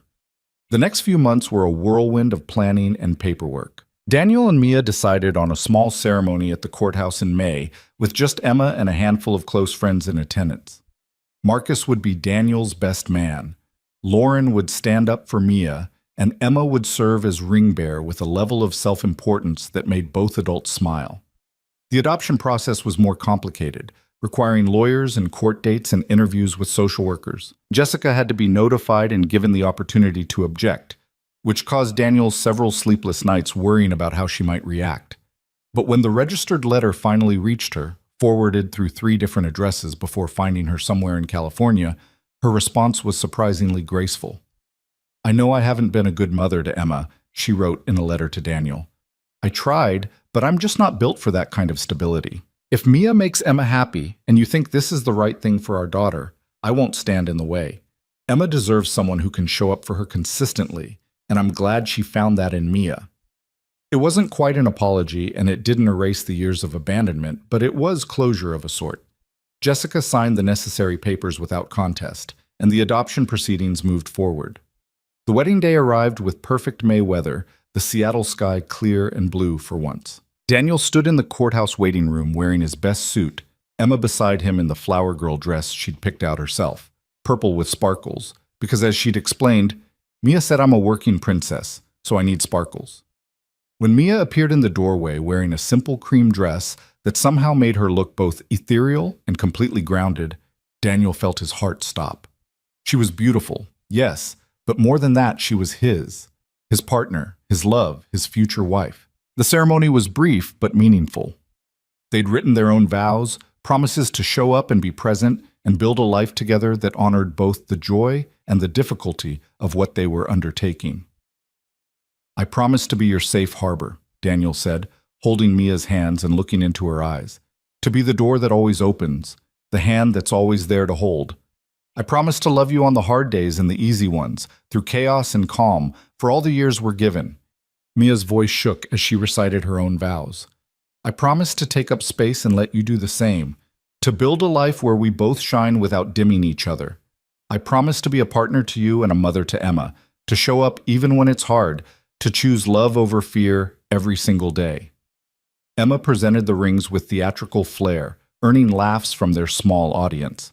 And when the judge pronounced them married and Daniel kissed his wife for the first time, Emma cheered so loudly that several people from other courtrooms poked their heads out to see what the celebration was about.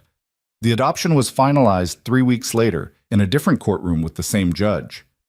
Emma sat between Daniel and Mia, holding both their hands, as the judge explained what adoption meant and asked Emma if this was what she wanted. "Yes," Emma said clearly. "I want Mia to be my mom. She already acts like my mom, so this just makes it official. And you understand that this is permanent? That once the adoption is finalized, Mia will have all the legal rights and responsibilities of a parent? I understand. That's what I want." The judge smiled and signed the papers, and just like that, Mia became Emma's mother in the eyes of the law. They celebrated at Emma's favorite restaurant, then went home to the apartment that had become too small for their growing family. "We need to find a bigger place," Daniel said that evening as they surveyed the cramped space. "Somewhere with actual bedrooms for all of us. Maybe a yard where Emma can play." "I've been looking," Mia admitted. "There's a house for rent in Greenwood, 3 bedrooms, walking distance to Emma's school. We could afford it if we combined our incomes." "Show me." They toured the house the following weekend, all 3 of them, and Emma immediately claimed the bedroom with the window seat as hers. The house was older but well-maintained, with hardwood floors and a small backyard and enough space for them to spread out without feeling cramped. "This is home," Emma declared, spinning in the empty living room. "This is our real home." Daniel looked at Mia, saw his own thoughts reflected in her expression. "Yeah," he said, "I think it is." They moved in July, enlisting Marcus and Lauren and several other friends to help transport their combined belongings to the new house. It took 2 full days to get everything unpacked and organized, but when they finally collapsed on the couch in their new living room, their couch, in their house, their family, it felt like they'd crossed some invisible finish line. "We did it," Mia said, looking around at the life they'd built. "We actually built a whole life together." "We did," Daniel agreed, pulling her close while Emma colored on the floor in front of them. "And we're going to keep building it, day by day, for the rest of our lives." That summer was golden, filled with the kind of moments that become the foundation of family mythology. Weekend trips to the beach where Emma learned to boogie board, backyard barbecues where neighbors became friends, quiet evenings on the porch, after Emma was asleep, Daniel and Mia planning their future and processing their past in equal measure.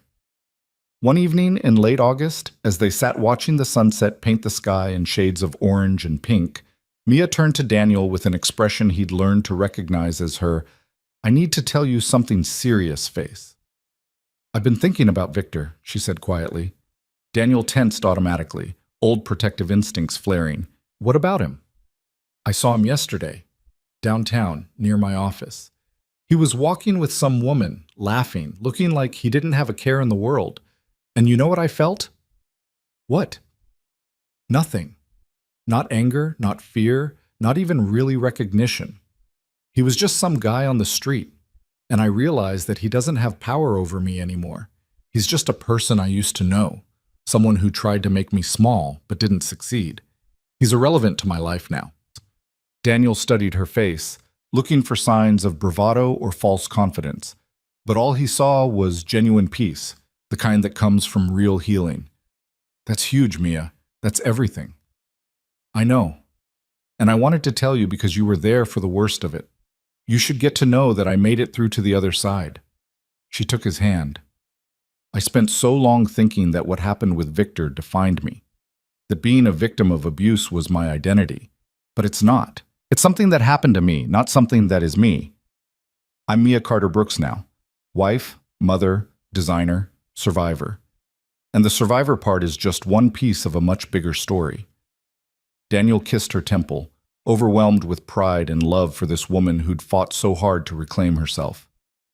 "I'm so proud of you, for doing the work, for choosing healing, for building this life even when you were scared.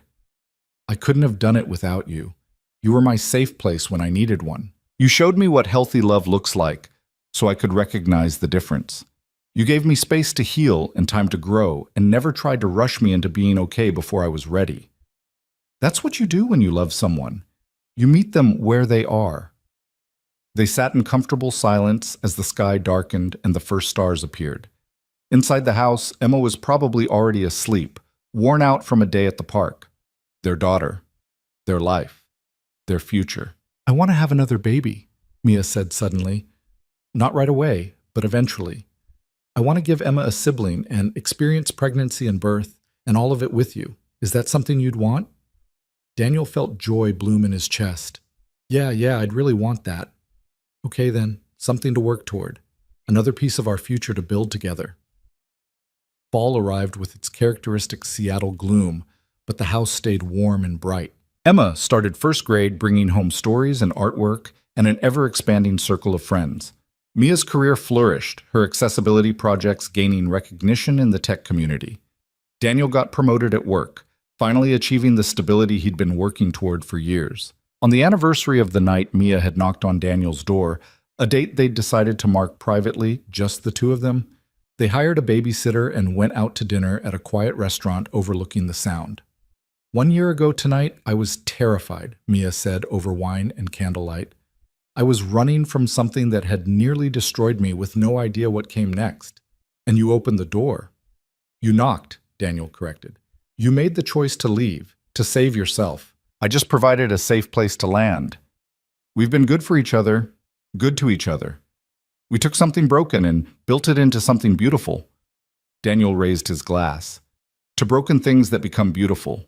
To midnight knocks on doors. To second chances and new beginnings. To family, Mia added, in all its forms. They clinked glasses and drank. And outside the restaurant windows, the city lights reflected on the dark water like promises kept. The years that followed weren't perfect. There were hard days and difficult conversations and moments when old wounds reopened and needed tending. Mia had setbacks in her healing, days when the anxiety came flooding back and she needed extra reassurance that she was safe. Daniel struggled with his own demons, the fear of abandonment that Jessica had planted never quite going away. Emma had tough moments too, processing her biological mother's absence and working through what it meant to have a family that didn't look like everyone else's. But they worked through it together. They went to therapy individually and as a family. They learned to communicate honestly, even when it was uncomfortable. They built traditions and made memories and created a life that honored both their past struggles and their present joy. 2 years after the adoption was finalized, Mia gave birth to a son they named James. Emma was over the moon to be a big sister, taking her responsibilities seriously and helping with everything from diaper changes to lullabies. And as Daniel watched Mia rock their newborn son while Emma read a story beside them, he marveled at how far they'd all come. From that terrified woman knocking on his door at midnight to this moment, his wife nursing their son while their daughter sang softly beside them. The journey had been long and difficult and absolutely worth every struggle. "What are you thinking about?" Mia asked, catching his expression. "Everything, how we got here, how lucky I am, how grateful." "We're lucky," she corrected. "All of us. We found each other and we chose each other and we built something real." Emma looked up from her book. "Daddy cries a lot for someone who's supposed to be tough." "These are happy tears, baby girl." "I know, you cry at happy things all the time. It's kind of your thing." Daniel laughed and pulled his whole family into an embrace. Mia and James and Emma, all of them together, all of them safe and loved and home. Outside, the Seattle rain fell steady and sure, washing the city clean and nourishing the green that made the Pacific Northwest so beautiful. But inside their house in Greenwood, the Brooks family sat in the warm glow of lamplight, surrounded by the evidence of their shared life. Drawings on the refrigerator, photographs on the walls, toys scattered across the floor, dishes in the sink from dinner they'd cooked together. It wasn't the life Daniel had imagined for himself all those years ago when he'd become a single father to a newborn daughter. It wasn't the future Mia had pictured when she'd first moved to Seattle, young and hopeful and unaware of the darkness she'd have to navigate. But it was the life they'd built together from broken pieces and midnight desperation and the simple act of opening a door when someone knocked. It was imperfect and real and more beautiful than either of them had known to hope for. It was home. It was family. It was love in its truest form, not the fairy tale version that promised easy happiness, but the hard-won kind that grew stronger through adversity, that chose to show up day after day, that transformed pain into purpose and fear into freedom. And as Daniel sat with his arms around the people he loved most in the world, listening to Emma read and James coo and Mia hum along to the melody of their family's life, he knew that every difficult moment had been worth it to arrive at this perfect, ordinary, extraordinary place. The door he'd opened that October night had let in more than just a scared woman seeking refuge. It had let in possibility. It had let in healing. It had let in the future they were still building together, one day at a time, one choice at a time, one open door at a time. And he would keep that door open for them always. For Mia, for Emma, for James, for whatever came next. Because that's what love did. It opened doors. It kept them open. It invited people in and gave them space to heal and grow and become who they were always meant to be. That was the real happy ending. Not the absence of struggle, but the presence of people who chose to struggle alongside you. Not the fairy tale romance, but the daily choice to build something real and lasting and worth fighting for. And in the warm glow of their home, surrounded by the evidence of love made manifest, Daniel Brooks held his family close and felt nothing but gratitude for every step of the journey that had brought them here. Together, safe, home, forever.